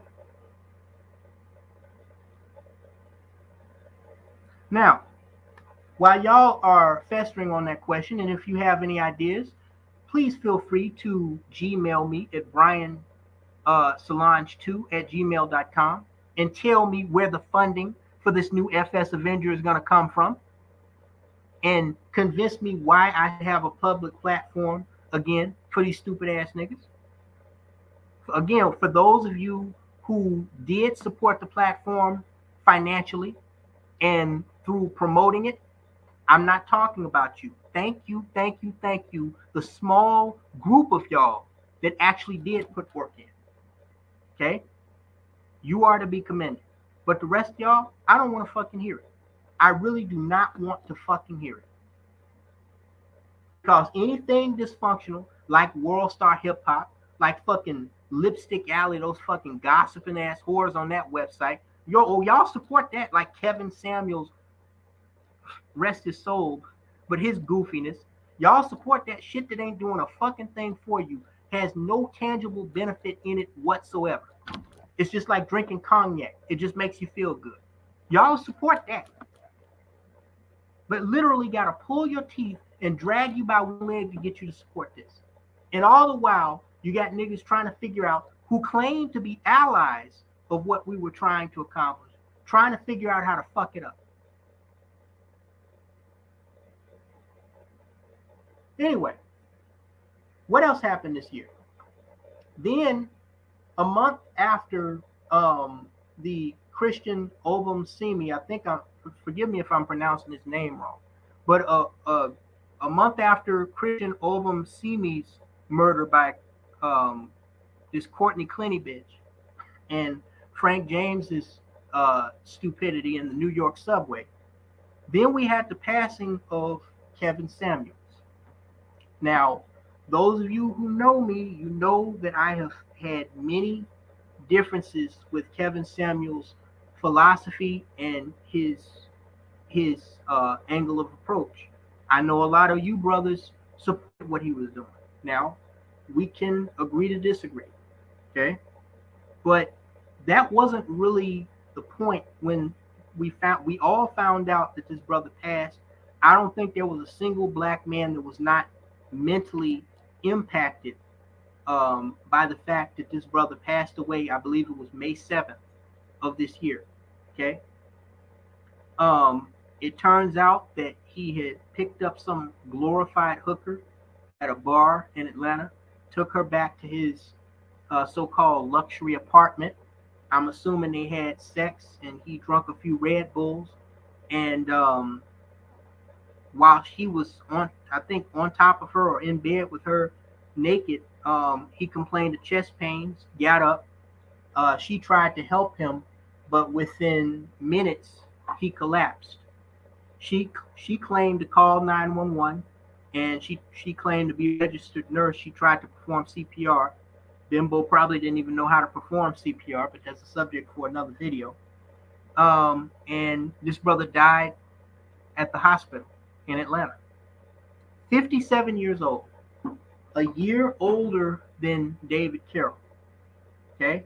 Even though I valiantly disagreed with this brother, okay, I have to admit his death was a shock. Now, what he did in his private life, paying for pussy of some gold digging ass, likely dolled up Puerto Rican or other Hispanic whore, whatever, mixed breed whore, whatever she was supposed to be, that's his business. What a man does behind closed doors is his business.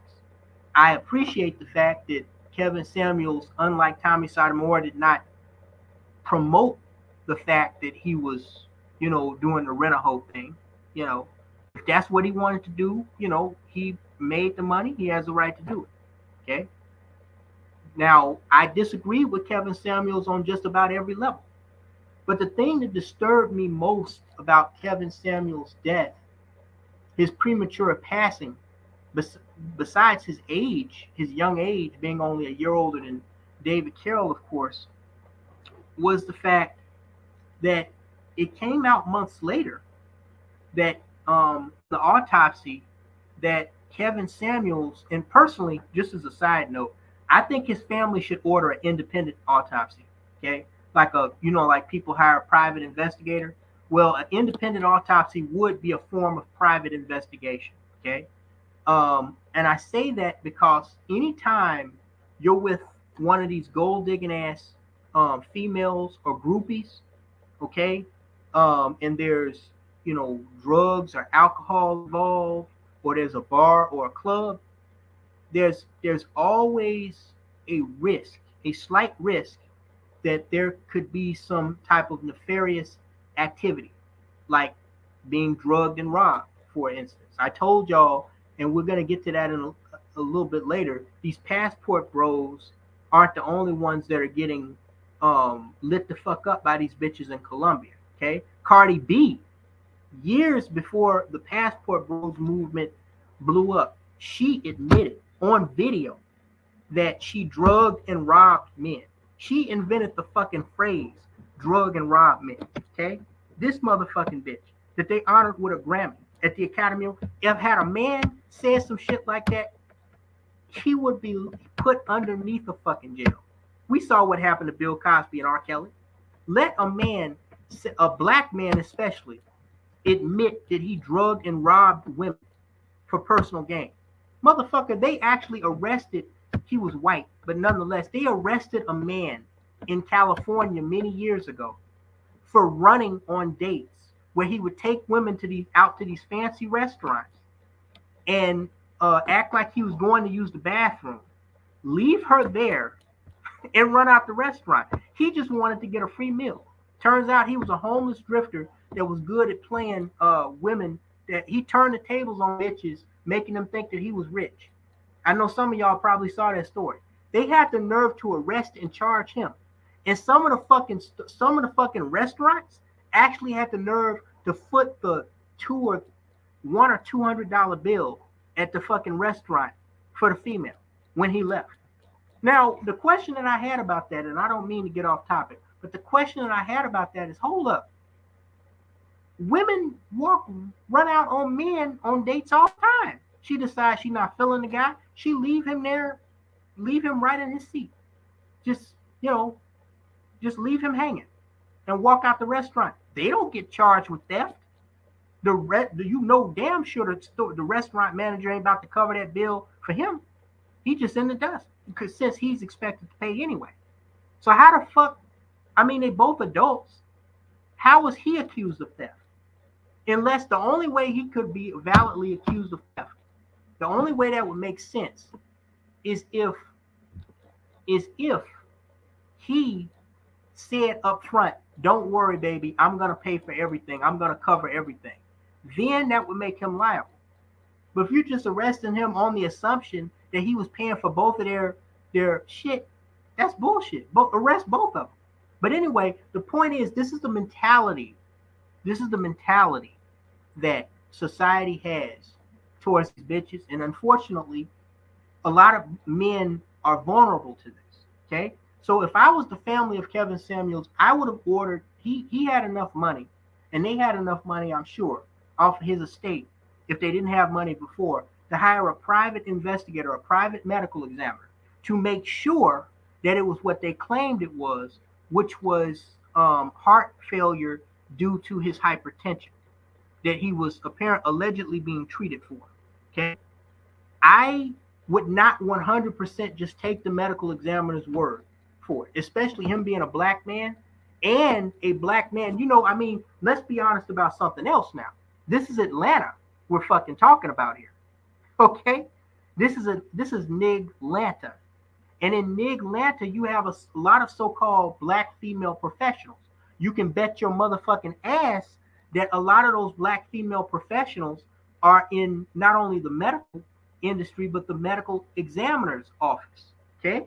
So it would not surprise me if Mr. Kevin Samuels' autopsy was performed or at least supervised by a black female.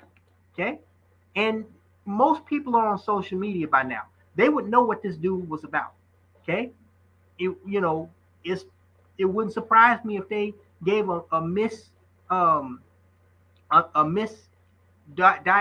or declaration for cause of death, just to hide the fact that he had some type of toxin in his system. Okay? Now, once again, this man being the age that he was, 20 years my elder, I don't know. Again, I wasn't there. People do all kinds of things behind the scenes, but it would seem to me like he would have some type of security measures in place, okay, before he just meets up with some random bimbo. But then again, we know that, the things that people present themselves as online, in front of a computer, in front of social media, does not always equate to their ability to, properly sustain themselves and secure themselves in real life. I mean, you say the same thing about Gianni Versace when he got his face blown in '97. Here's a dude that's a multi-billionaire. He could hire 100 security guards and not break a sweat. He don't have one unarmed security guard at his gate when this fucking gay prostitute that's jealous of him walks up and blows his face off with a 40 caliber handgun. Again, some people, they don't think. But nonetheless, okay, let's just go along with the assumption that he wasn't poisoned. Let's go along with the assumption that Kevin Samuels was not poisoned. This bitch then slipped something in his drink, hoping to put him to sleep for a long time so she could, let some pookie in while he was knocked out, or just go, ruffling through his pockets and through his luxury apartment, grabbing whatever she could. Let's just assume that he actually died of heart failure, what basically equates to cardiovascular disease due to hypertension, aka high blood pressure. Now, a lot of black men, I said this recently, and I said this back when he passed away. I said this when David Carroll passed away. Okay, and I'm seeing, I'm noticing, scary things with black men in my family. I'm noticing scary things coming up on tests with myself, and I'm only 37 years old. Okay, black men do not take care of the things that actually count. Okay, by and large, you can put on a nice suit, you can put some cologne on, smell good, look good, driving. From what I understand, he rented a Maserati that he was driving around Atlanta in, getting Gucci purses and all kinds of weird shit, which made people think that maybe he was a homosexual, but that's neither here nor there. I don't care whether he was a homosexual or not. The point is, this man, he called himself an image consultant, okay? And he was all about outward appearance. In the meantime, there was havoc. According to the medical examiner's report, there was havoc being wreaked inside of his body with this high blood pressure. High blood pressure between the stress that black men go through, the lack of sleep, the drama with these hoes, poor eating, and then you add to that, other poor practices like drinking alcohol, doing drugs. It's just a recipe for biological disaster. Okay. I talked recently about the 50s danger zone for black men and how a lot of black men, when they get into their 50s, okay, it seems to me from not only what we've been seeing, but from what the statistics are saying, that when black men get into their 50s, they are particularly vulnerable to developing and, yes, even dying, succumbing to certain ailments. These primarily being diabetes, kidney failure, cardiovascular disease, which can include but not limited to stroke and heart attack. Okay? We have seen so many, I've lost count the number of black men that have passed away in their 50s. Coolio, Alan Roger Curry, who we're going to get to in a moment, Kevin Samuels, like I said in the past, Barry White, Luther Vandross, Teddy Pendergrass. I mean, DMX, didn't he die in his 50s? Michael Jackson, Prince, the list goes on. Okay? And the question is, why are black men, why does the half century seem to be the cutoff point for black men? I think a lot of this has to do with the fact that 50 that the 50s decade is the point when the body is not only past its prime, but it's getting to that point where it's losing a lot of the, or it's declining on a lot of the essentials that are necessary to not only maintain life but maintain a healthy life anyway. This is part of the natural system of life and death. Okay. And then it's the fact that there are elements within the body that are on the decline as you're getting older. That's part of the natural process. On top of the natural process, you have a lot of these poor living habits, like drinking hard liquor, rum, whiskey, cognac, Bacardi. What else do these idiots? Malt liquor, shit like that. Smoking. A lot of some black men have experimented with drugs, or they take a lot of over-the-counter medications. I know that for myself, I battle with a food addiction. Even though I've never been obese a day in my life, foods that are high in salt and sugar. Now, I've done a good job of cutting back on the sugar, but even though I've involved more greenery in my diet, like collard greens and spring mix and spinach and romaine, I still struggle with cutting back on foods that are high in salt and fat. Why is this? Because foods that are high in salt and fat, they enhance taste.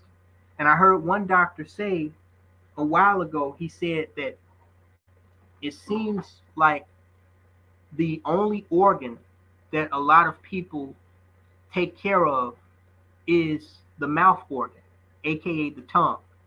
Okay? The other organs, especially in Black America, people just neglect. Okay? You have black people, and yes, primarily black men, that won't, I have them in my family, they won't go and get their doctor's exams. I mean, I literally had a black man in my family that found out he had dangerously high blood pressure through a fucking dental checkup, dude. A dentist had to tell him that he had high blood pressure.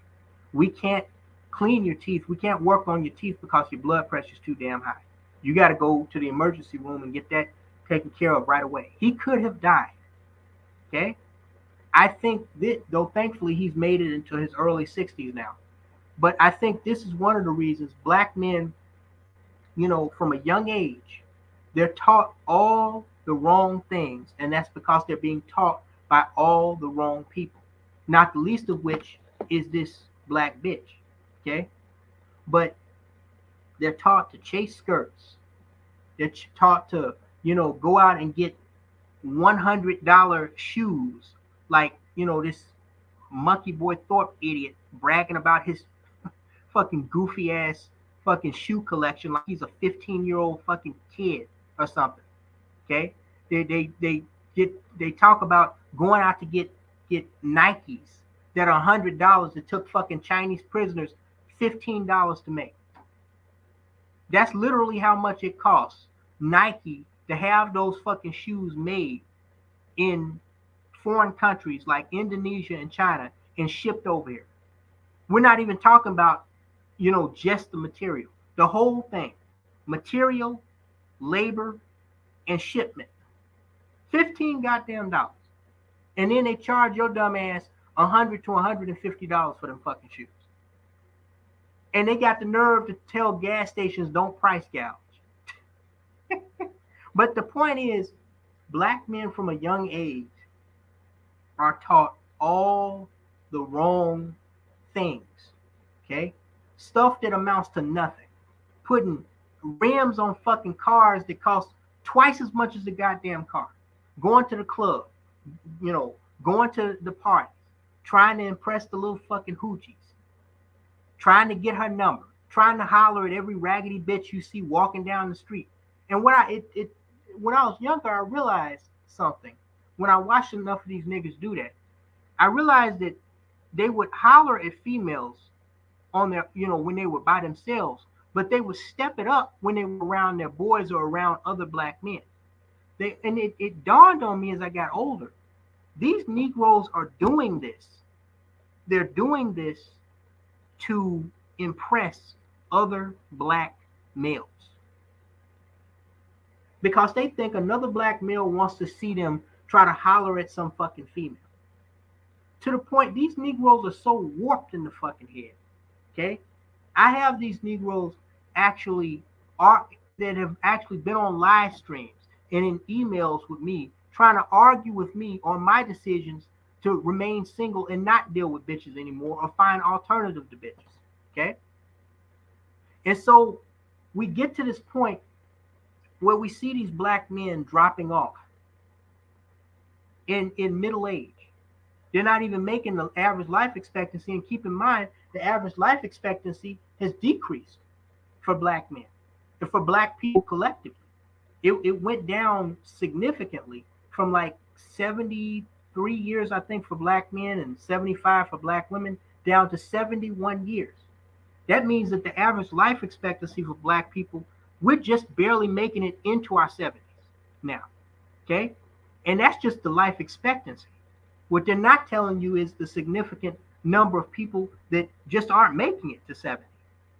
And the reason why, once again, is because black people first and black men specifically, they have a terrible habit of putting everything first that doesn't matter ahead of shit that actually fucking matters. Okay? And a lot of them, they don't deal with things that actually matter at all. They just think they can just frolicky, dolicky, go through life doing the same dysfunctional shit they were doing as teenagers. This is also what David Carroll referred to when he talked about these grown-ass, rusty, dusty, crusty-ass men on 8 and 9 and 10 and 11 and 12-hour fucking live streams. Fucking arguing like a bunch of fucking high school fucking juveniles over dumb shit, and usually it evolves around some basic-ass bitch. Them trying to impress some fucking hoe or arguing over some female regardless of what the subject is. Okay? Black men have their priorities in all the wrong fucking places. And so, unfortunately, we're losing brothers like Kevin Samuels to this. Okay? And it's scary on an individual level, once again, because you look at yourself and it's like, man, well, I had this stuff in my DNA and I have, certain habits. I'm not as bad as these niggas. I've never done drugs, never smoked. I've never significantly chased skirts around. I'm not in the streets. I'm not yelling at the top of my lungs on every live stream, driving my goddamn blood pressure up. But it does make you kind of wonder, like, man, how long am I going to live? What do I have? And the question that Negroes need to be asking themselves at this point is, what can I do to prolong my life? Okay, what can I do different from the from the brother that I looked up to, whose life was cut prematurely short? What can I do differently to learn from his mistake? Okay, to learn from the tragedy that unfolded with him dying at 56, 57 years old. What can I do to live to see 77 years old or try to live to be 87 years old? I can tell you this, it ain't going to have nothing to do with no goddamn female. Now, I've heard people say statistically that married men live longer than single men. You know, I would actually like to see hard proof of that because a lot of these statistics are political. Okay, I'm gonna call bullshit on that. The dude, the amount, not even just stuff that I've dealt with, the amount of shit that I have observed. Okay, and who knows? Kevin Samuels may have been arguing with this bitch. They may have had some type of heated argument that got him worked up before this. Okay, they got his blood pressure a little too high and shit inside of him just popped. Who knows? Okay, I am a thorough believer that females, the modern day female, the majority of them take years off of a man's life with their bullshit, especially if you engage them. I am a thorough believer that they take years off of your fucking life if you so choose to deal with them. Most men, especially black men, that have been married to these females or have had any significant number of relationships where they weren't just pumping and dumping, will acknowledge this, okay, and will co-sign this, okay.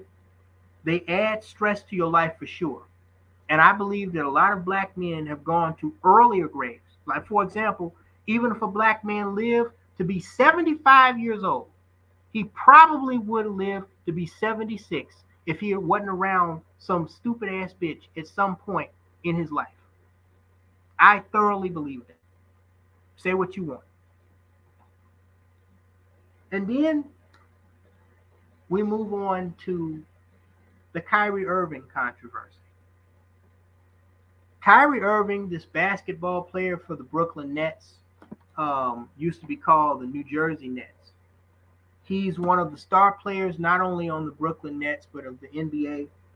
In the NBA, I think one year he was nominated for MVP. I don't know.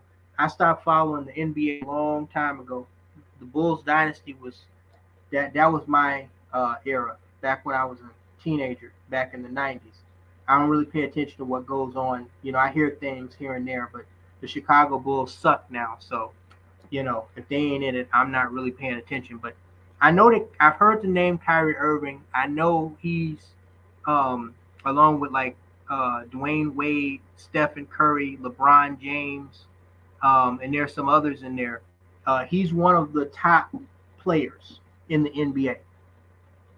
Now, this man, he basically co-signed by sharing a link to this goofy ass Black Israelite documentary that was made that was, according to white Jews and liberals, anti-Semitic.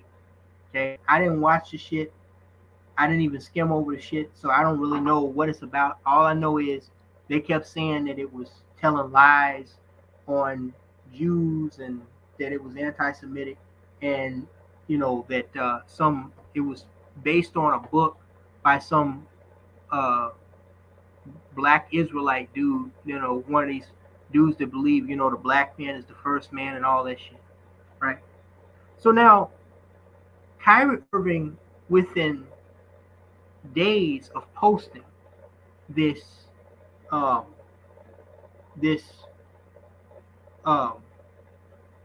within days of sharing this post of this video, which is on Amazon, he gets chewed out by the media. Now, at first, it's just a little of the media. And this goes back to why I shut FS Avenger down so quickly after what happened. Because as I admitted with the people who interviewed me, okay, I did not want the media shitstorm full of fucking lies to try to paint some fucking false narrative like these goofy ass, lying ass, conniving ass apes were doing already on social media. Okay? When the media gets a hold of something, it doesn't matter, like Richard Jewell, it does not matter what the truth is. Okay? Once they sway public opinion against you, okay, it becomes like an angry mob, only virtually. They're not touching you, but they can still have a negative effect on you. Okay? And once the media heard anti-Semitism, they jumped on it without actually checking to see what really was fucking going on, without actually going to actually watch the fucking video. Oh, Kyrie Irving's anti-Semitic, like Kanye West. Let's jump him. And so the next thing you know, the NBA gets involved because they got to say something now because they got too much vested interest in this man. Okay, they got to say something. They got to do something, right? So the first thing they do is they try to downplay it, and they try to get him to apologize. Now this brother, at first, he tries to stand his ground and say, no, I'm not apologizing because I didn't do anything wrong. I didn't say that I agree with everything that was in this fucking documentary or in this video. I just shared it because they have some beliefs that are similar, that are like-minded to my own. When he refused to budge even 1 inch initially, and reporters asking him all kinds of stupid ass questions, are you anti-Semitic? Are you this? Are you this? Blah blah blah blah blah. Then that's when they clamped down even fucking harder. They rushed him with this tsunami, with this tidal wave of lies and half-truths like motherfuckers tried to do me last spring. And then the NBA, because they don't give a fuck about whether he's anti-Semitic or not. They don't give a fuck if he, aligns himself with that black Israelite jargon. The only thing they give a fuck about is their bottom fucking line. So they see the media, really having at him, and they realize, oh shit, this nigga, he's connected to us. So we gotta put this boy in his place. And that's exactly what the fuck they did. And it was sad because seeing Kyrie Irving trying to stand his ground, and y'all know I did a video about this, he did not realize, he did not understand, he could not comprehend, okay, that he was on a form of plantation. All of us here in America are on a form of slave plantation anyway. Let's just get that out of the way. We're all on a form of plantation, of slave plantation. If you live in this one-sided, racially biased, white supremacist system, we're already on a plantation, okay? But he's on a plantation within a plantation. You're talking about the NBA or the NFL, okay? Organizations, sports organizations that are owned by largely like 99% older, wealthy white men, many of whom are billionaires, and an overriding majority of the players. Well, now the coaches are predominantly white. The owners are predominantly white. The board of governors is predominantly white. The people who vote on, rules.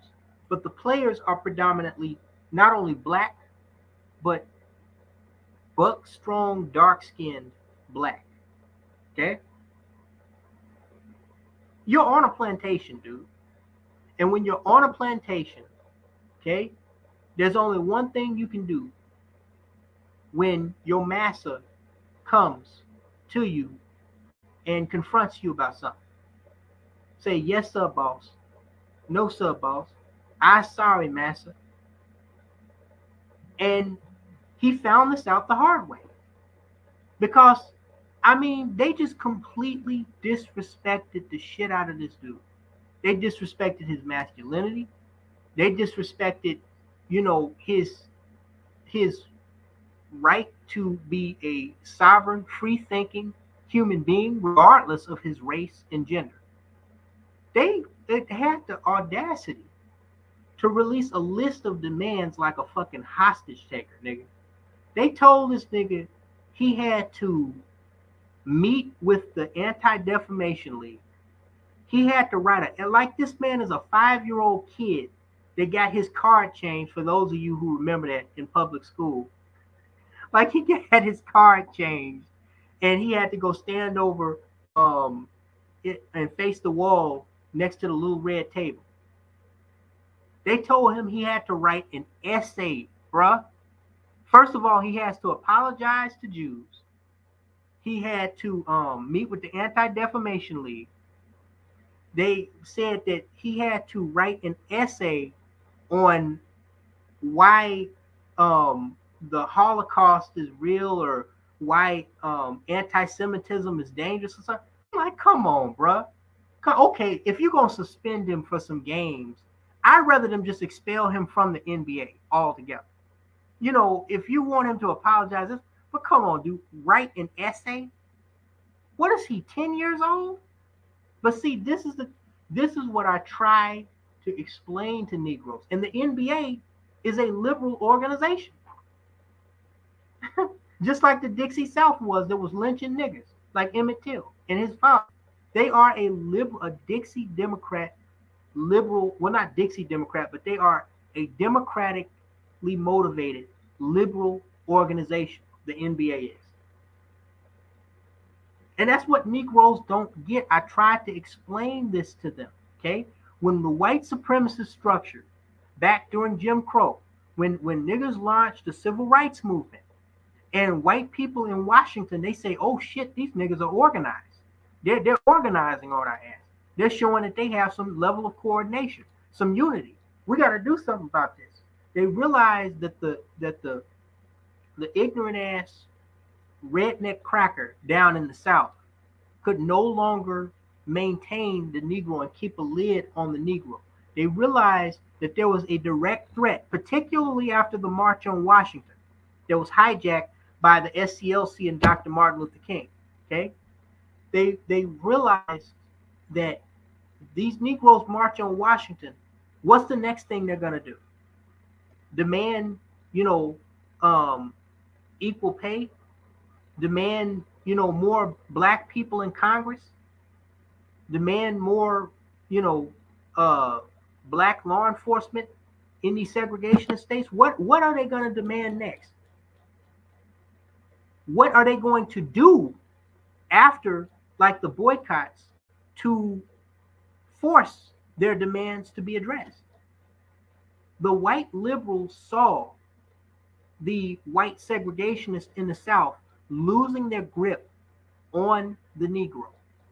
And so the white liberals extended their hand and gave a fake extension, a fake offer of friendship to the Negro, and said, we're going to desegregate the South. We're going to have all these court rulings, and we're going to have, this intervention where we send the U.S. Marshals down, and we're going to desegregate everything. We're your friend.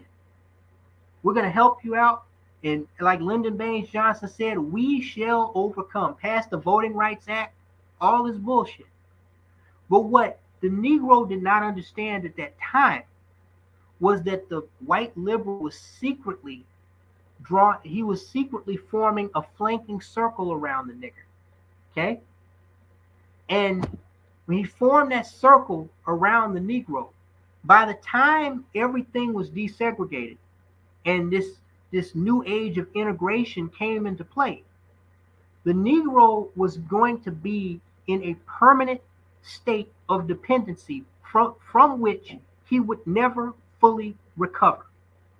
Integration has caused more damage to Black America than anything that white direct racism during segregation, Jim Crow, or yes, even slavery ever did. Okay? Because what it did was it basically strung Black women out like a drug addict on crack. It strung them out on welfare dependency and encouraged them. Not only it, first of all, it forced them to keep any working age male out of the house. Okay. And then the second thing it did was it encouraged her to lay down with no account niggers and make babies. The more babies she makes, the more money and benefits from the government she gets. And the more benefits she gets, the more she's going to be encouraged not only to do this, but to teach her daughter that this is the way you make a living. Understand that when welfare programs were created for white people during the Great Depression, years before the Civil Rights Movement, okay, and the Moynihan Report, okay, these were programs that were intended to aid individual people.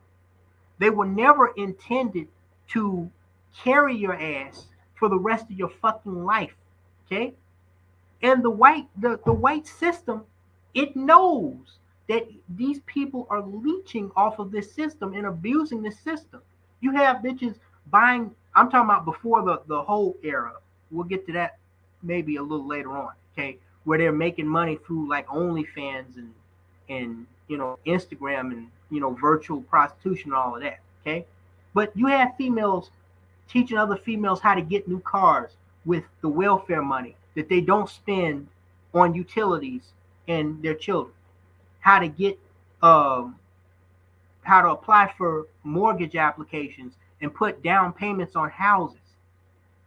These bitches were literally career baby mamas. And I think I heard somebody use that phrase, career baby mamas. The government wanted it this way because they realized this was the final solution that Hitler tried to achieve in Europe but failed because he did not have the foresight to realize that when you attack somebody, when you try to force yourself on somebody and give them nothing in return, eventually they will resist and they will fight back. And you can't hold that ground ever so long as people are resisting and fighting back. But if you give people things that they want and they desire, and you give the illusion that their life is easier if they just comply and allow themselves to be subjected with the shit that you're piping them, okay? Once they become dependent on you and what you're giving them, you never have to worry about them rising up against you because they know at the flick of a switch, you can cut that shit off. And so then, longer story short, we have generation upon generation upon generation of black men that have been demoted from black men to grown boys. Okay? And now everybody wants to look around and act like they don't know what the fuck happened. Everybody, including these black females, want to look around and act like, as David Carroll said, like these niggas just dropped from out of the sky.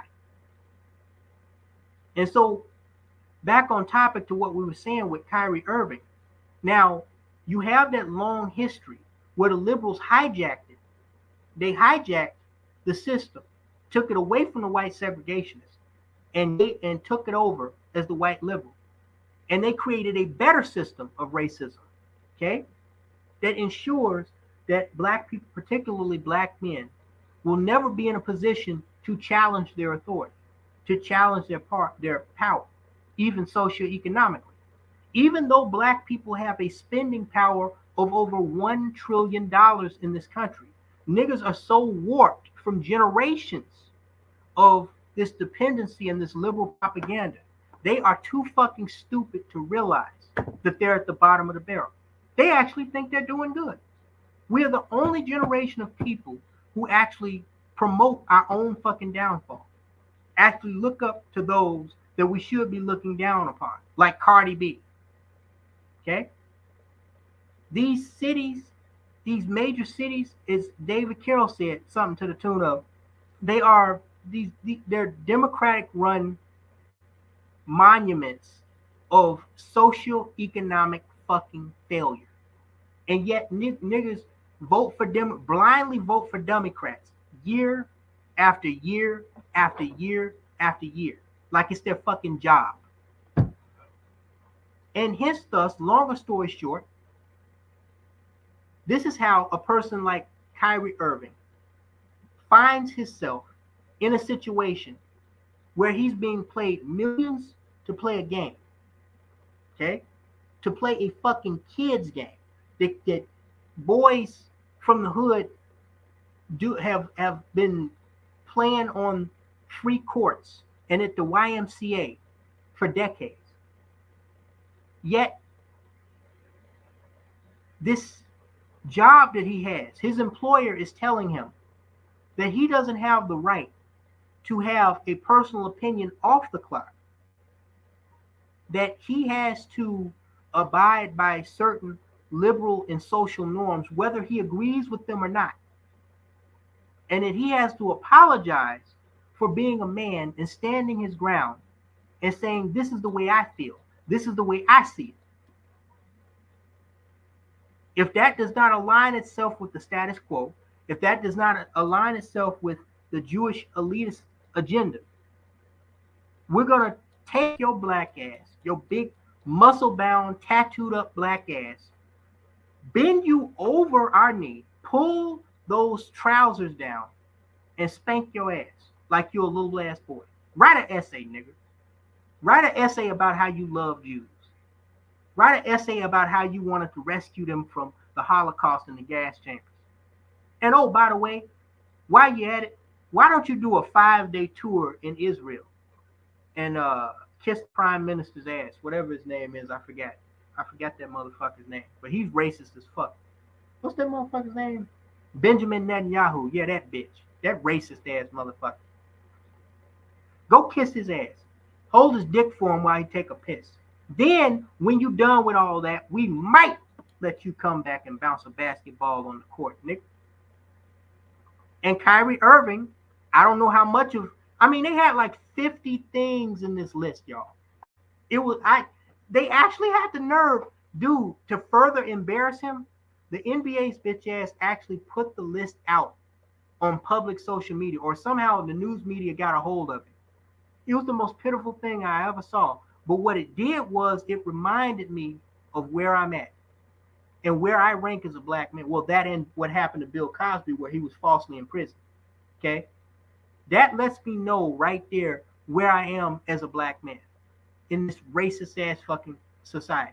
Okay? Which is once again why I caution niggas, do not commit crime, especially felonious crimes, especially violent crimes. Okay? You do that shit, you're walking through a door alone.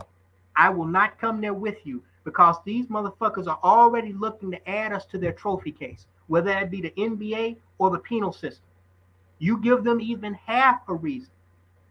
Bill Cosby actually signed a contract saying that he could not be prosecuted for his testimony, and they used that very testimony to prosecute him. That wouldn't have happened to a white dude. Okay? You have to understand, you are still a nigger here. Okay? And if Negroes really understood that and abided by that, if they really understood and abided by that, they would move and carry themselves a lot differently. A Negro, a four-eyed Negro in a suit and tie, rest his soul, calling some ugly bitch average at best, as if everybody can't see that, would not be the main thing the niggas would be so impressed with. Okay? Do you understand? We have enough power socioeconomically. We have enough power to almost damn near bring the corporatocracy to its fucking knees. Imagine boycotting these major corporations. Imagine if black people didn't go out, they boycotted the election. Okay? You don't need a violent uprising to take these motherfuckers down. All they love is, all they think about is money. All they want is more money and more control, more power and control. And yet, what do? You have niggas blindly getting vaccines of mystery potions injected into their fucking arms and you know, worried about what, some raggedy bitches doing or saying on social media, and the so-called gender war, and dating coaches, and uh, how to get younger women, and going to other countries, and soliciting prostitution under the guise that you're trying to establish relationships with foreign submissive women, all this stupid shit that amounts to nothing. And in the meantime, black people, white people, well, not white people, because there are some individual good white people, but the white supremacist system is showing us under no uncertain terms, ain't nothing really changed since slavery, nigga. We just changed the stat count on your ass. Ain't nothing changed. You still a slave, Negro. And when you step out of line, we gonna show you how much you are still a slave. You are still beholden to us. You don't tell no fucking grown ass man that he gotta write a fucking essay and kiss the asses of a group of people that don't give a fuck about him. Simply because, and the thing that, and to show you the power, the how they were trying to remind all of us of how powerless we are in this country, is that the media said, well, wait a minute. Now that's one thing I will give the media. After they got done jumping Kyrie Irving, they said, well, wait a minute. What about Amazon, this multi-billion dollar corporation founded and run by Jeff Bezos? Now, he may have shared the post of the link to the video, but they hosting the motherfucker. Amazon came out a few weeks ago. Y'all remember that? They came out a few weeks ago and said flat out, we ain't taking that shit down. They said, we have to be very subjective about, what we choose to take off Amazon, because that would make us look like we're biased. Like, wait, hold up. But didn't y'all, all you motherfuckers, including Amazon, didn't y'all just yank any type of video or any type of free speech related to people talking that had anti-vax theories and propaganda? Didn't y'all just go through a whole purge where y'all was yanking so-called right-wing extremists, and rightist political agenda-based channels and conspiracy channels like Alex Jones off of social media? But when it comes to this very same video that all your buddies in the media claim is anti-Semitic, y'all won't pull that. But he has to write a fucking essay. Jeff Bezos didn't have to write no fucking essay, and I tell you why. Because of the food chain. Who's on the top and who's on the bottom. And they wanted to remind him. And there's a lot of ways they could have done this. The way they did it was intentional. Just like giving Denzel Washington that Academy Award for Best Actor for playing a crooked cop after all those after all those good roles that he played. They're going to wait until he play a nigger to give him a Best Supporting Actor or a Best Actor Academy Award. And likewise gave Halle Berry a Best Actor Award for playing a racist white man's hoe. Okay? They show us repeatedly. They have ways of showing us and reminding us, okay, you're still our slaves, Negro. And when you get out of line, we have ways of reminding you of that shit. What time? Ask yourself this. If you don't believe me, okay, aside from the fact that Amazon didn't take that shit down, as a matter of fact, whoever produced that video is probably a millionaire by now. They probably wasn't gonna make more than a few hundred sales on that goofy ass shit. But now, thanks to all this controversy with Kyrie Irving, they're gonna get rich. Kyrie Irving basically just had his manhood, his nuts snatched out from between his legs. Amazon's gonna make millions off the shit, and the rest is history. So you have to ask yourself. Now, if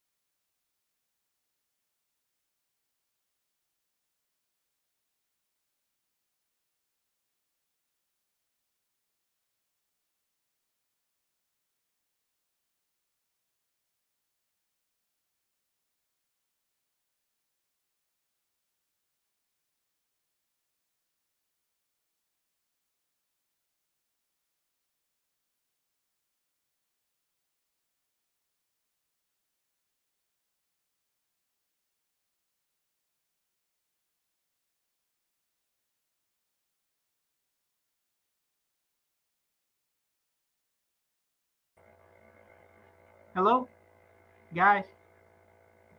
Yeah, I'm sorry, y'all. How long was the sound out? Damn, the fuck does this thing do? Hello,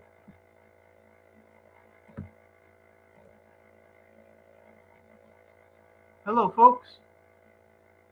Hello, hello, hello, hello. Can anybody hear me? Oh, damn. Okay, sorry, guys. How long was it out? Damn. See, this is why I hate doing live streams. This is why I only do premieres. I was talking my shit. And see, because I'm always looking at the screen, damn. It's because I'm always looking at the screen, it takes me a while to realize. I don't look at the chat. That's why I tell moderators to do their job. For some strange reason, my mods aren't here at all tonight. I don't know what the fuck is up with that. I don't see a single mod.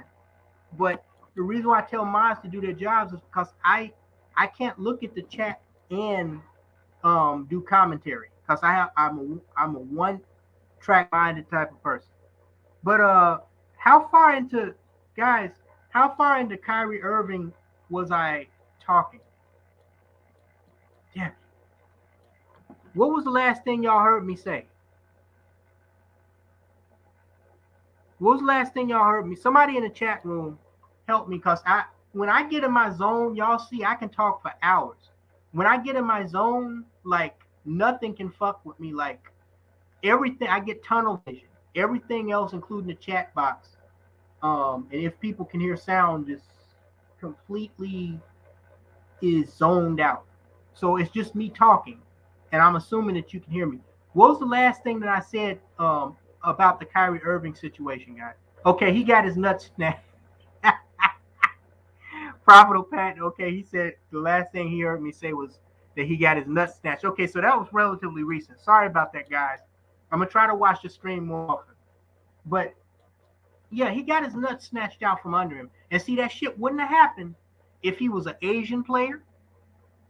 Damn for sure it wouldn't have happened if he was a Jewish player. Imagine if a Jewish NBA player made some type of offhand statement about Palestine or about black people. Do you really think they would have made him go through all of that? I think y'all heard what I said about if Tom Brady had shared this very same video, they would not have him going through a hostage taker's list of demands of shit he had to do to bounce a basketball on a fucking NBA court again. They do that shit because they know they can get away with it because they know black people, and particularly black men, are disorganized, uncoordinated, and ununified. Okay? If we had at least the power of unity and coordination, even that those civil rights motherfuckers had back, during that time period where they were boycotting buses, taking money out the pockets of them crackers down south, okay? They wouldn't have pulled that shit, okay? It's like a bully in school.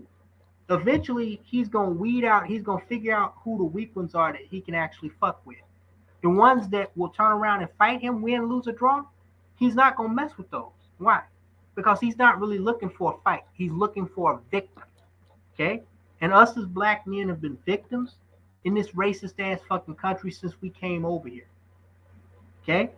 And unfortunately, the Negro does not have the modern day female. The modern day female.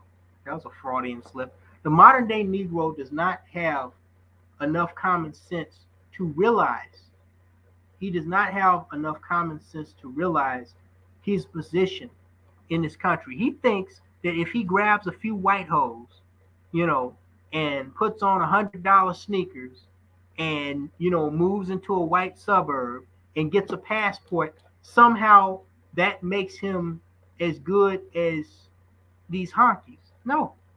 Not David Carroll, Bill Cosby was a prime example of what happens when a black man steps too far out of line in this white supremacist system, even with a lawyer. And that goes back to what I mean when I said having a lawyer ain't gonna do nothing for you. If they want you bad enough, if they have enough shit on you, if they can figure out a way to get around their own bullshit ass laws to fuck with you, a lawyer ain't gonna do nothing but take your damn money. Okay? Bill Cosby was wealthy enough to buy 100 lawyers. Well, 50 lawyers. Didn't do him no damn good. Okay? You have to understand the nature of the beast. This is also something that I spoke about. Okay? You have to understand the nature of the beast, because once you understand the nature of the beast, you understand what you need to do to defeat the beast. Okay? See, black men, they don't know how to fight this system. They think, creating these catchy ass phrases like B1 Hotep and getting on 8-hour live streams, arguing over dumb shit, trying to impress, some ex swirling ass thought like or hag like Cynthia G or a woman sphere or Nyla Says or Irene Yvette is gonna, they think that's true power. And the mere fact that Negroes think that, and Kevin Samuels' average at best shit, they think that, and this so-called gender war, arguing over bitches and trying to get easy access to younger women. The mere fact that they think that that's power, that they think even where they put their penis is power, that shows how powerless, especially mentally powerless, they truly are. Now, the next thing that happened this year, and some months, couple of months went by, was and we're just talking about high profile cases that directly had to do with black men. So I'm coming home from work because I'm a private contractor. I'm my own boss, run my own business. I'm getting off work on my way back to the office, and I hear about this mass shooting at a Walmart in Chesapeake, Virginia, which is funny because there had just only been another shooting at a gay nightclub where some fat white boy shot up an LGBTQ club called Club Q in, I think, Colorado Springs a few days earlier, like 2 or 3 days earlier. And initially, there's reports that several people are dead. And on Reddit, they were talking about, there was this manager that opened fire on some of his subordinates. And I'm thinking, okay, white manager that didn't get a promotion, or he's, under some type of pressure because of the Christmas season rush, and, he just snapped because, workers, they ain't doing their jobs because they know nowadays companies don't require them to do the fucking jobs, right? Subject for another video.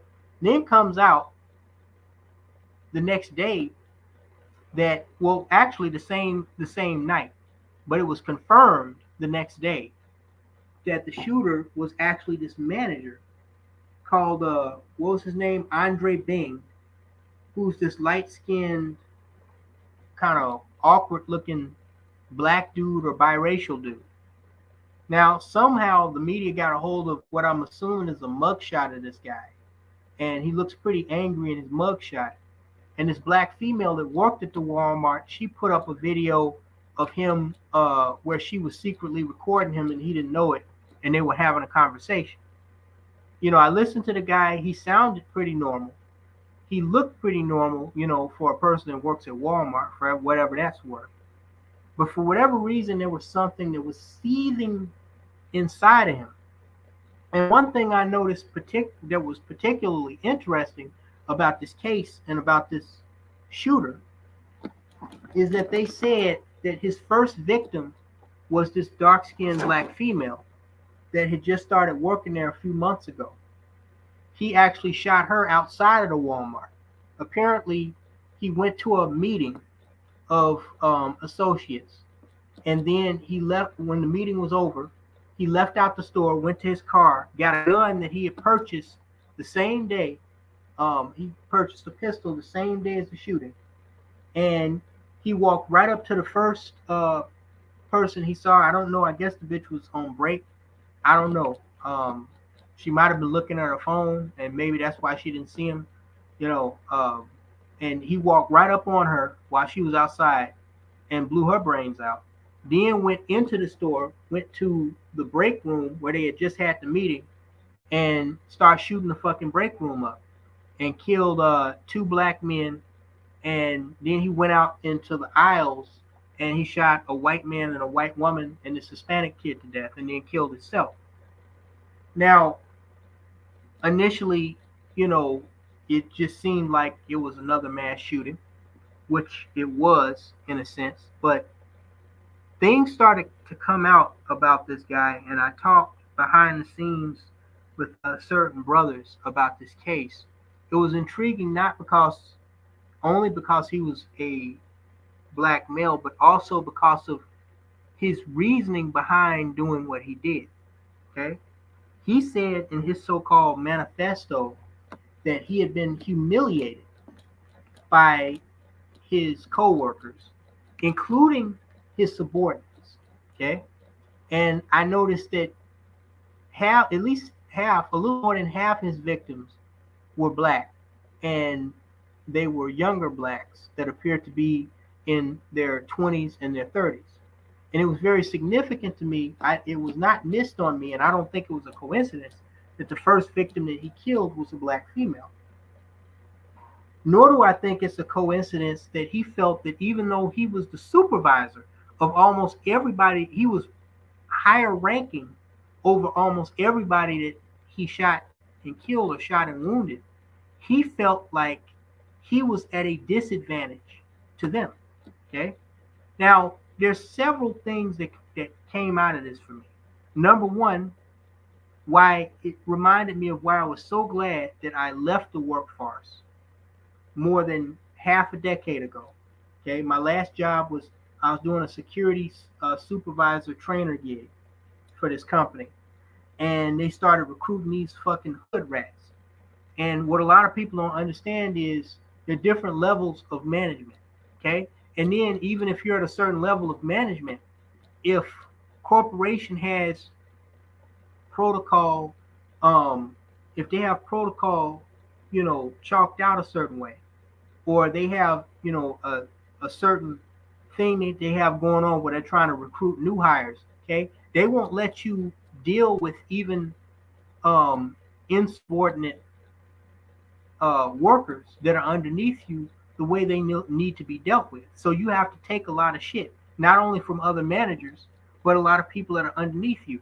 Y'all may recall that there was this supporting what I'm saying, and not only what I experienced and what this Andre Bing dude claimed to experience, but y'all may recall there was this Hispanic female. I think she was like a staff sergeant or something in the army. She got in trouble, and I think she got demoted back a few years ago when she did this viral video on like TikTok or Facebook or something where she was complaining about her black female subordinates, meaning black female soldiers that were either under her command or lower ranking than her, how they would, talk back to her and disrespect her. And she got in trouble. It was pretty stupid for her to do that with her face readily identifiable, but it got on her nerves. It irked her so much that she actually made this video, and she was asking, why can't black females respect their commanding officer? Why do they see everything as, a challenge of another female, especially if the female isn't black? Why do they think they can disrespect it, right? And so that was years ago, okay? But the truth of the matter is, if you look at the piss poor, not only level of customer service nowadays in a lot of these places, but just the piss poor quality of staff that they're putting in a lot of these places, it completely becomes understandable how a person like Andre Bing could get to a point where he felt like he was being disrespected by people who he outranked, and that there was nothing he could do about it. And on top of that, he felt like they were, according to him, humiliating his downfall. I think he had gotten demoted or something like that from one level of management to another. And he also talked about how he thought that one of these people, somebody had hacked into his phone. Okay. And the only reason why I bring him up, because obviously we don't condone violence here. Like I tell people all the time, show me one time where I encourage y'all to go out and do something nefarious or create a rash act. As a matter of fact, if you listen to my content, I constantly preach against this. I tell black men, to control your mind, to control yourselves, the best thing you can do is learn how to establish a quality relationship with yourself and not worry about, you know, what, Jesse and Jane is doing over there. And definitely not worry about these fucking hoes and, getting access to what's between their legs. Okay. Like I said, a lot of people don't have no business in relationships with other people because a lot of people, they don't have good relationships with themselves. Okay. And unfortunately, whether you're talking about these domestic violence situations that turn, you know, deadly, where a man wipes out his entire family. Some of these motherfuckers even killed a dog and burned the house down, killed his wife, his children, everything, the whole 9 yards. Or you're talking about these cases where men go into these places and shoot them up. This comes from a a history. It comes from a bad habit of not learning to control oneself and manage the way one feels on the inside, but making yourself vulnerable to these type of situations, okay? Where you have to be in environments with fucking idiots, particularly these little fucking hood booger type motherfuckers, okay? That not only the liberals, but the corporatocracy will defend, because hiring, these single baby mamas or these, you know, hood motherfuckers, it gives them all kinds of federal tax breaks, and it satisfies the EEOC, the equal opportunity employment. They can kill two birds with one stone by hiring a black fucking female. She's black and she's female. Okay. Plus, we're gonna get a tax break because she was on welfare when we hired her. Okay. So you put yourself in these.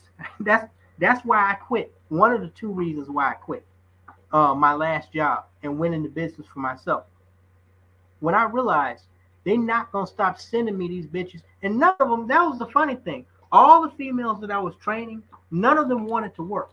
They were only there because the welfare program that they were on, the state welfare program that they were on, required them to either go to college, go to school, or get a part-time job to keep getting benefits. These are the last people that you want to find yourself in bed with, so to speak, or on a team with in the workforce. If they have fake eyelash, long black eyelashes, and especially the dark skinned hoes, but a lot of lighter skinned ones too. If you see this, run for the fucking hills, because I'm telling you, I don't think I have to tell anybody in the stream how difficult life is and how difficult life can actually be. Okay? But when you have to deal with idiots on a constant basis, yes, it has an effect on you and it has an effect on your body. Okay? And see, what will happen is if you can't hold your emotions in, if you can't manage that anger, if you don't have anger management skills, and you allow yourself to give in to these feelings, and you wind up wrapping your hands around the throat of one of these disrespectful ass bitches, or worse, taking a gun and doing some illegal action, see, you not only will you end up in prison or end up dead, but then the media will try to paint you as this villainous character that was just, you were a ticking time bomb and in trouble, and you didn't like anybody, and you were just this mean, evil, villainous person. They'll shit on your name like they did with Andre Bing. I mean, when I look at this guy and the little social media that I could find of him, he seemed like he was a relatively mild-mannered person. Okay? He seemed like he was a relatively mild-mannered person. But what happens is, a lot of times with people that don't outwardly express the way they feel, they tend to absorb more of that shit that we get on a day-to-day basis in life. The disrespect, the drama with people, the random arguments and run-ins with people that you don't even know on the street, family problems, plus your own personal issues.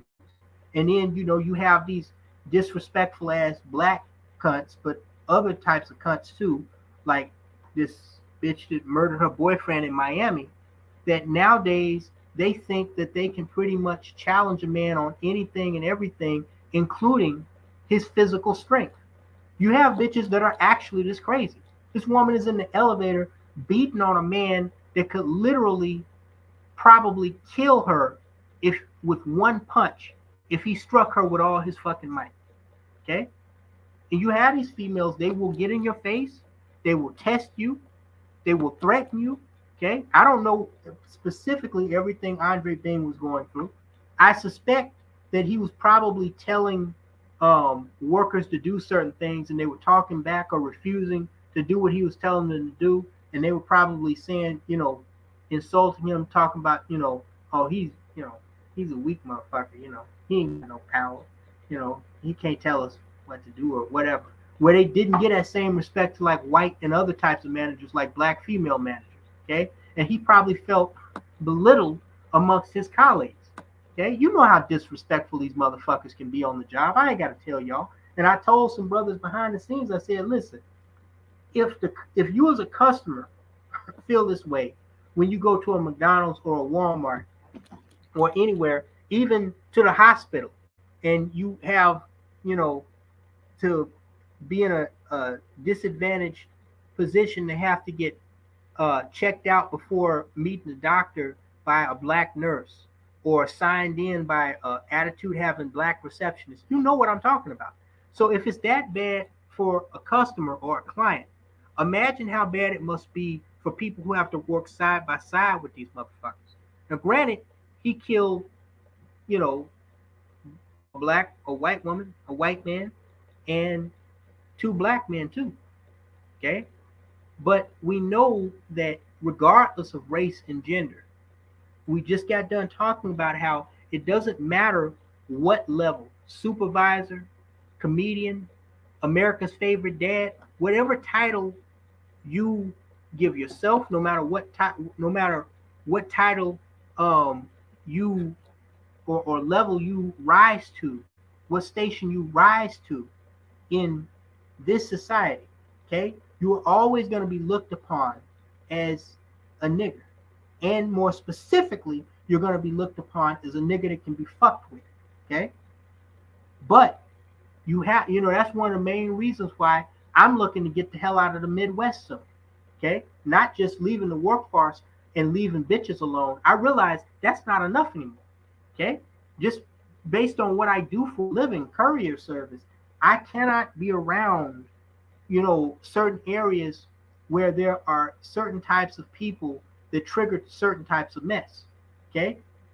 Because what they will do is they will force you to make a decision. I'm not just talking about you feeling certain ways. I'm talking about people that are actually threatening you or, actually committing criminal acts, okay?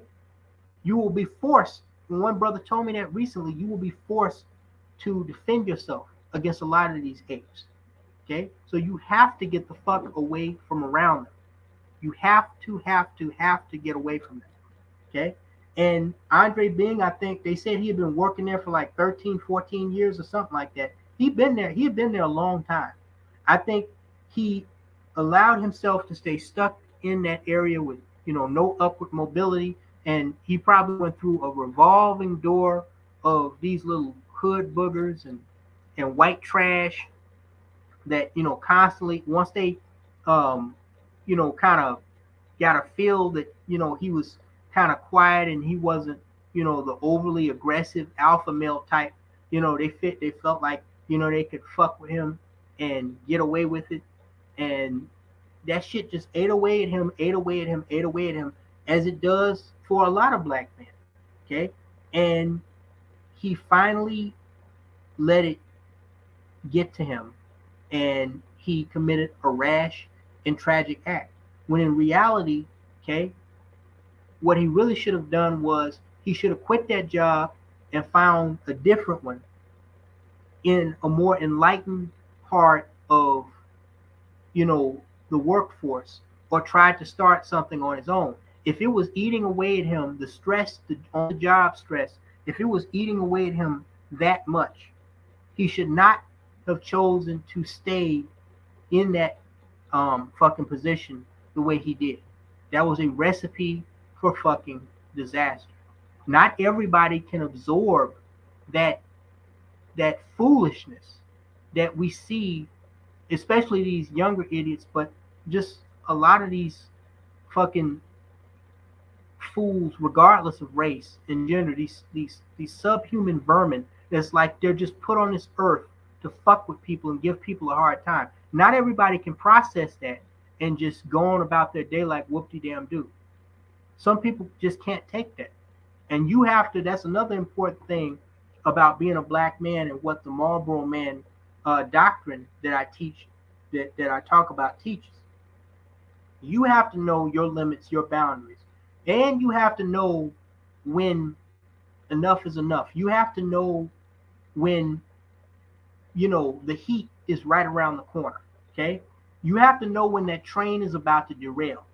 You have to know these things so you can know when it's time to, move to a safer area, to a safer location, so to speak. Okay, maybe it's time for me to quit this job and find something, that's easier for me, that's less stressful. Okay, maybe it's time for me to move to a different part of the country where I can get the same type of job, but put up with less of the same type of mess because I'm not around the same type of people.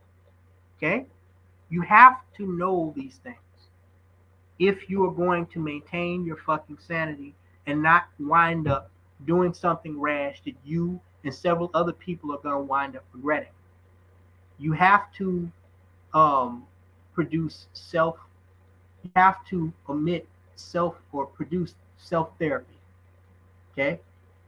Because everybody has, their limits. And keep in mind, most people aren't going to do what Andre Bing did or Frank James did and shoot up a place. Most people aren't going to do that. What most people are going to do is they're going to absorb all of that stress from all of that disrespect and drama and other shit that they get off other people, primarily these females. They're going to absorb that into their inner being. Okay? And when they absorb that, that's going to produce all kinds of health problems, mental health, physical health, and a lot of people are going to turn towards abusing substances like alcohol and drugs, or illegal drugs or legal drugs. Okay? They're going to form bad habits. You have to find a way to detoxify your mind. And if that means getting away from even a good paying job, okay, that's what you have to do. Now I see it took the trolls 3 hours to come here, and because I don't, for some strange reason, my usual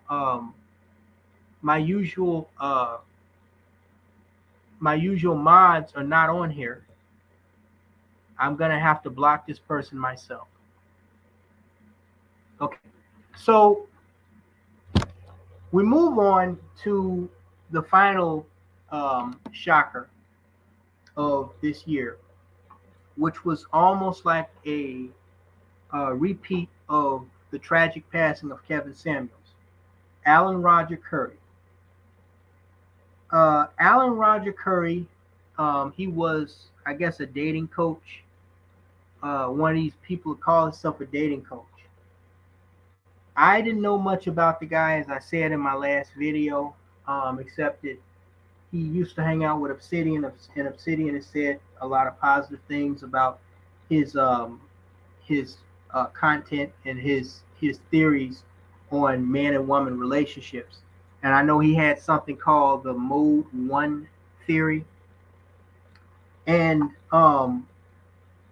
he seemed like, I don't know the brother, but he seemed like a relatively decent brother. I personally don't agree with anything that teaches a man to put concerns about a woman or getting with a woman over, his personal necessity to develop himself as a man and as a human being. I will never co-sign off on that. But he did his thing. That was his right to do.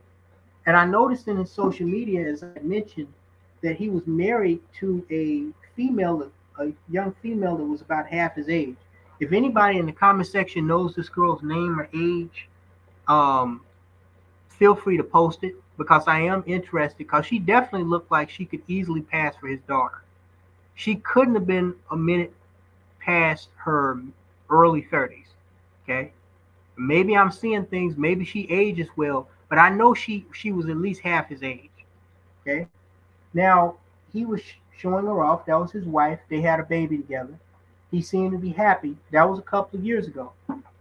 And then all of a sudden, one day, one of you brothers sent me an email saying that Alan Roger Curry had passed away.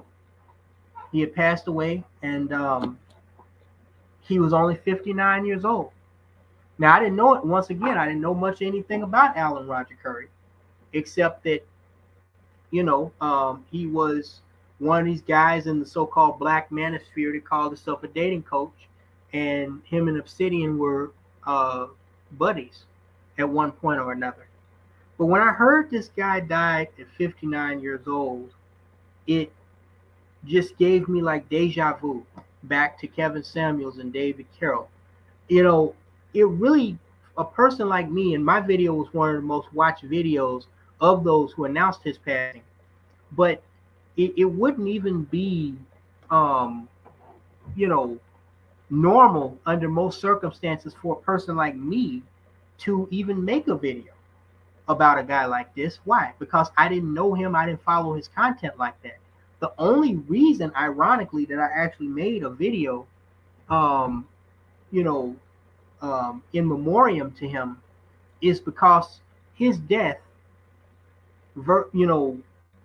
versus what he was about, at least online, was just another painstaking reminder of what I said in the Kevin Samuels case, what I said in, the Passport Bros case, what I said in the Christian Obum Simi case, which is that black men do not have their priorities in the right fucking place. They do not have their priorities in the right place. It took one of you brothers to tell me all the health problems that Alan Roger Curry had been going through recently. You told me that he had kidney failure, and I know for sure somebody had mentioned that he had kidney failure and I think type 2 diabetes. Okay, it could have been hereditary, but not likely.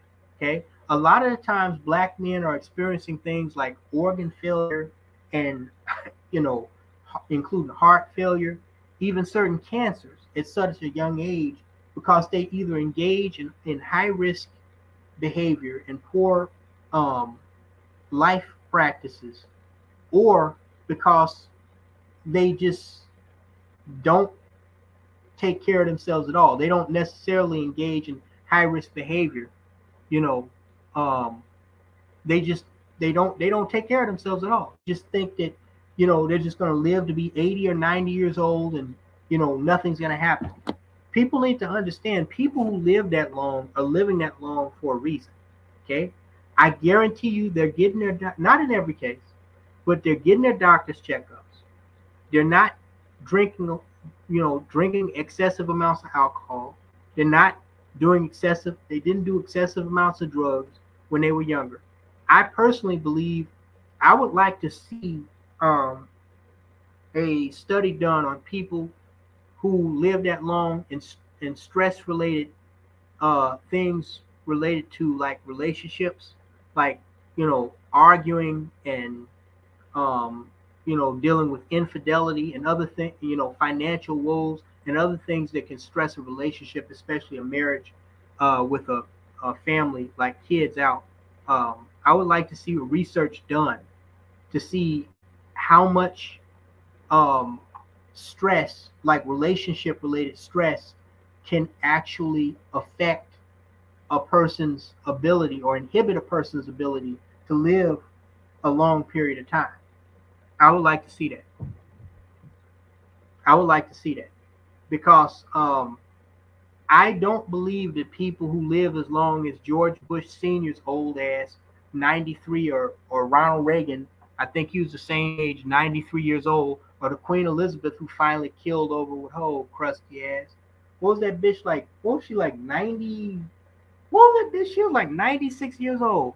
She lived almost a whole century, bro.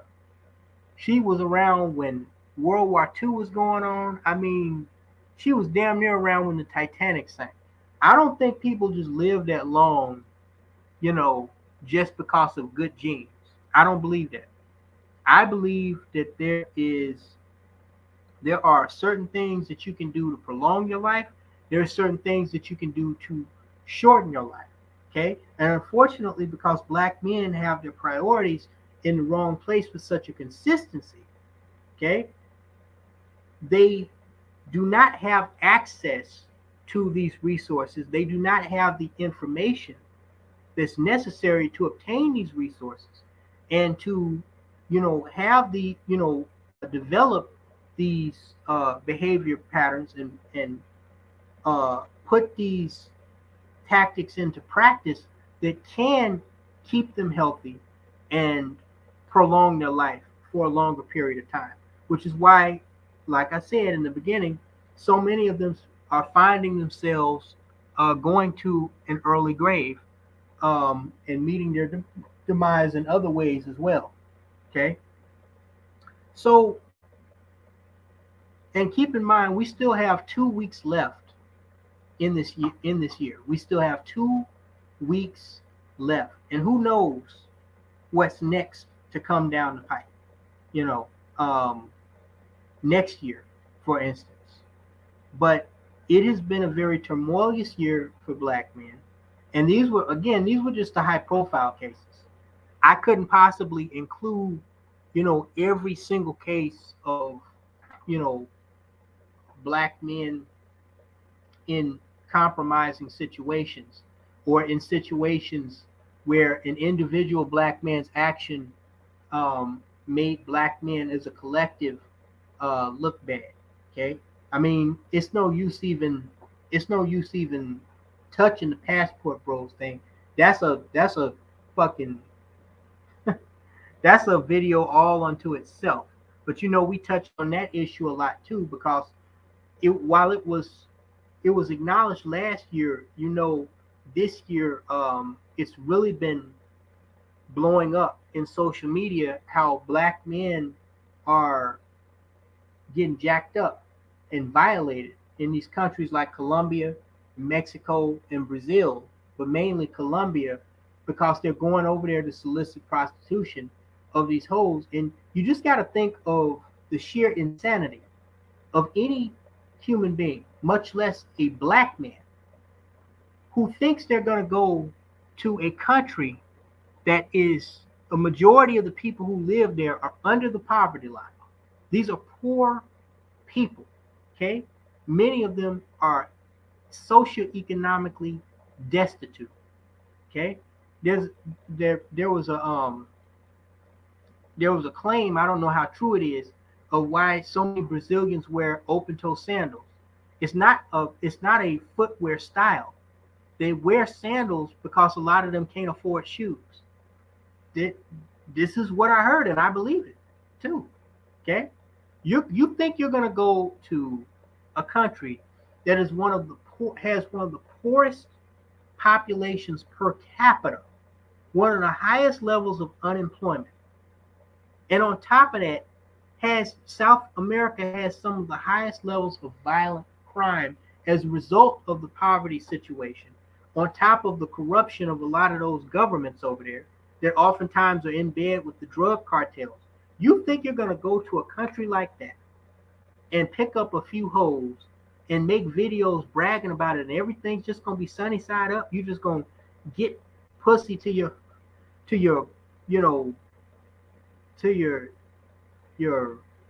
heart's content, and there's nothing bad is going to come of it.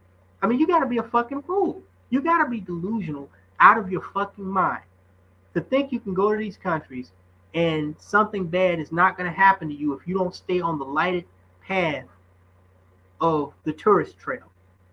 Follow the so-called yellow brick road, so to speak. Okay? You got to understand, a lot of people in these countries And I said this back when there were all those mysterious deaths in Puerto Rico back in 2019 for y'all, those of y'all who remember that. A lot of those people who died were black, though there were some white tourists too.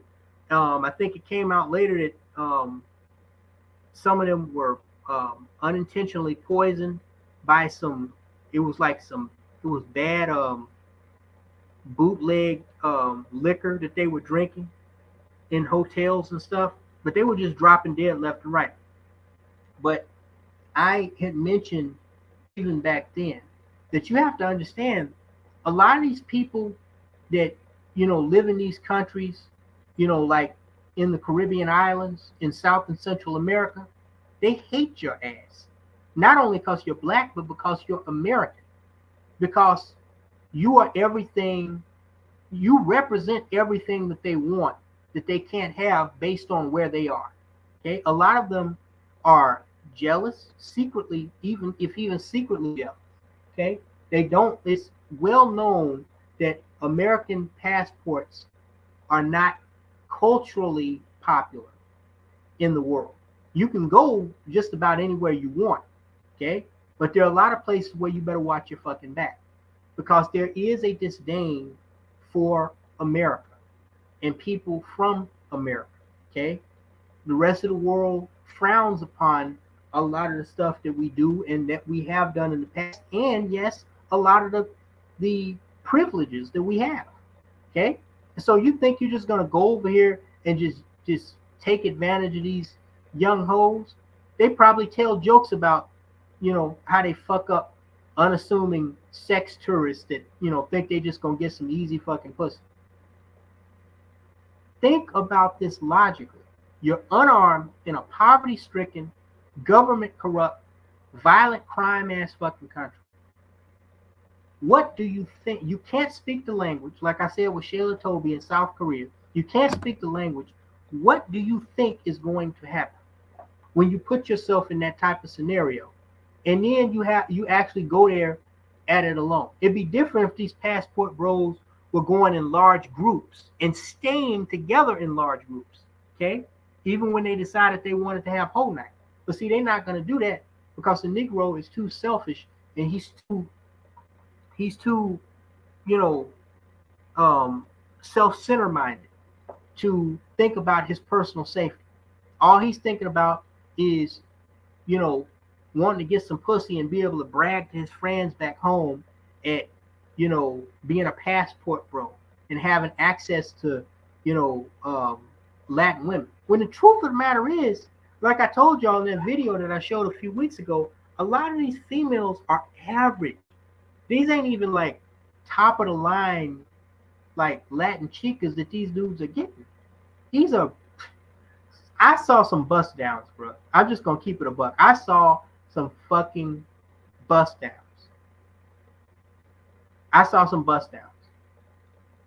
And there were definitely a lot of average ones. And then the thing that knocked me out the water was that this one dude claiming to be pimping women in Colombia had the nerve to advertise hoes that were black. I like to fell out my fucking share, man. Come on, bruh. I told the brother in email, if I want a black bitch, all I gotta do is go to the south side of Chicago. Go to one of them clubs in Chicago. Granted, assuming I don't get shot, catch somebody's stray bullet, or get murdered for accidentally stepping on some nigga's shoe or talking to some female that some other nigga wanted.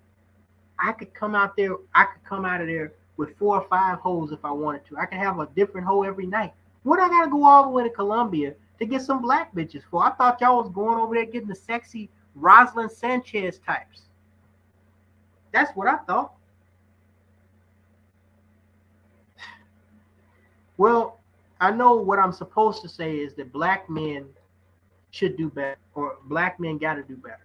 But since I know, unfortunately, most of y'all won't do better, what I am going to say is, black men, there is a better way. There's a better way to live life. There's a better way to maintain your sanity. There's a better way to manage your health and manage your emotions. And excludes almost everything that y'all think collectively is important. Unfortunately, as Akwasi and David Carroll acknowledged, I don't see us coming out of this, you know, anytime in the near future. I don't see us coming out of this, you know, in my lifetime. Just like David Carroll accurately predicted that it wouldn't happen in his lifetime. But I do think that through those of us who know better, giving the type of advice that David Carroll tried to imbue on black men, you know, and giving the wisdom, you know, what they call tough love, that I give in my videos, I believe we can start the spark. We already have started the spark. You know, even though we're still overrun by simps and pookies and other degenerates, a lot more black men are waking up. Fewer black men voted Democrat than ever before in the last election, even though over 80% of them lame ass motherfuckers still voted Democrat. Okay, more black men are choosing to stay single, choosing not to have kids. Okay, there are a lot of black men that are being harshly critical of this passport bros nonsense. Okay, we can start, but we're still a very small minority. What I called all the way back in 2015 a minority within the minority. I believe that we can start the spark through doing the right things. I believe we can start the spark that can begin the slow fire, slow burn, and then raging inferno of change, not only in Black America, but in the black male, to the point where we can retake our dignity and our position on this earth as the kings that we could be, but we obviously are not. Okay? I'm not going to lie to you. I'm not going to sugarcoat anything for you. I don't care. If you can't deal with it, then get the fuck on. This is the reality. We, in our lifetime, are going to have to deal with the dysfunctional nonsense that we see. But we can start the spark so that future generations can have a better chance at restoring the dignity and the status of black people, not just here, but all around the world. And David Carroll was part of that spark. Thank you guys so much for listening. Thank you guys for sharing this time with me here for the last 3.5 hours. We got all the way up to 70, nearly 80 people on this live stream. That was remarkable. Just one other thing that I wanted to mention. I meant to mention it in the beginning of the live stream. If you and it's 2:00 in the morning, so I do have to get off here. But just so you guys know, next year, sometime next year, I fully intend, first of all, thank all of you who are still Patreon members. You can find my links there in the description box of this video. Soon they'll be up on the pinned post. There are links to my other social media as well as my remaining crowdfunding. If you want to become a Patreon member, just to support my content here on YouTube, I do appreciate that. But the good news is next year, I'm going to be bringing back all of my old content from FS Avenger before it was taken down, from BitChute, from my earlier days on YouTube. I mean, the content that wasn't destroyed when I lost my 8 terabyte drive. I'm going to be bringing all of that content back, okay? And I'm going to be releasing like 4 different classic videos a month, okay? So you're going to get, it's going to be more than just, tipping me for my content here. I'm going to actually go back to posting content on Patreon, okay? That's what's coming next month.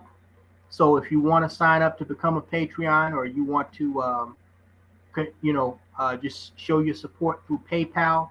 I can't say when or if I will get another Cash App back up, but we'll see. As far as FS Avenger, like I said, whenever I can find out, whenever I have time and I can get up the funding, I will look into relaunching FS Avenger. But make no mistake, FS Avenger will not, so long as it's under my management and my control, be a publicly shared platform, meaning where anybody can just come on there and post anything. From now on, because Negroes cannot control themselves, it will be a controlled platform. I'm going to control it for you, along with a few trusted brothers, including the architect of FS Avenger, which formerly was called Black Avenger, BA, if he's interested. Okay, you can, if that time ever comes where it's relaunched, and preferably next year, it's going to be relaunched as a private platform where people can submit videos to the platform moderators, and we will put the video up like they do on World Star Hip Hop, or there's another one that does something similar to that, where they just post videos that they think are relevant. Okay, so yeah, that's what's coming down the pipe, guys. Again, thank you. This has been an awesome stream. I started not to even do this stream. I started to just postpone it till tomorrow, but I'm glad I didn't. I really enjoyed talking and yelling at you guys. And y'all go ahead, get some sleep. Get the fuck out of here. Sorry I kept y'all up until 2 o'clock in the morning, or whatever your time zone is. Thank you so much for listening. Let's carry the torch that David Carroll and others before us lit. Let's carry that torch into 2023, and let's try to do something meaningful with it. Thanks so much for listening, and talk to you later, guys.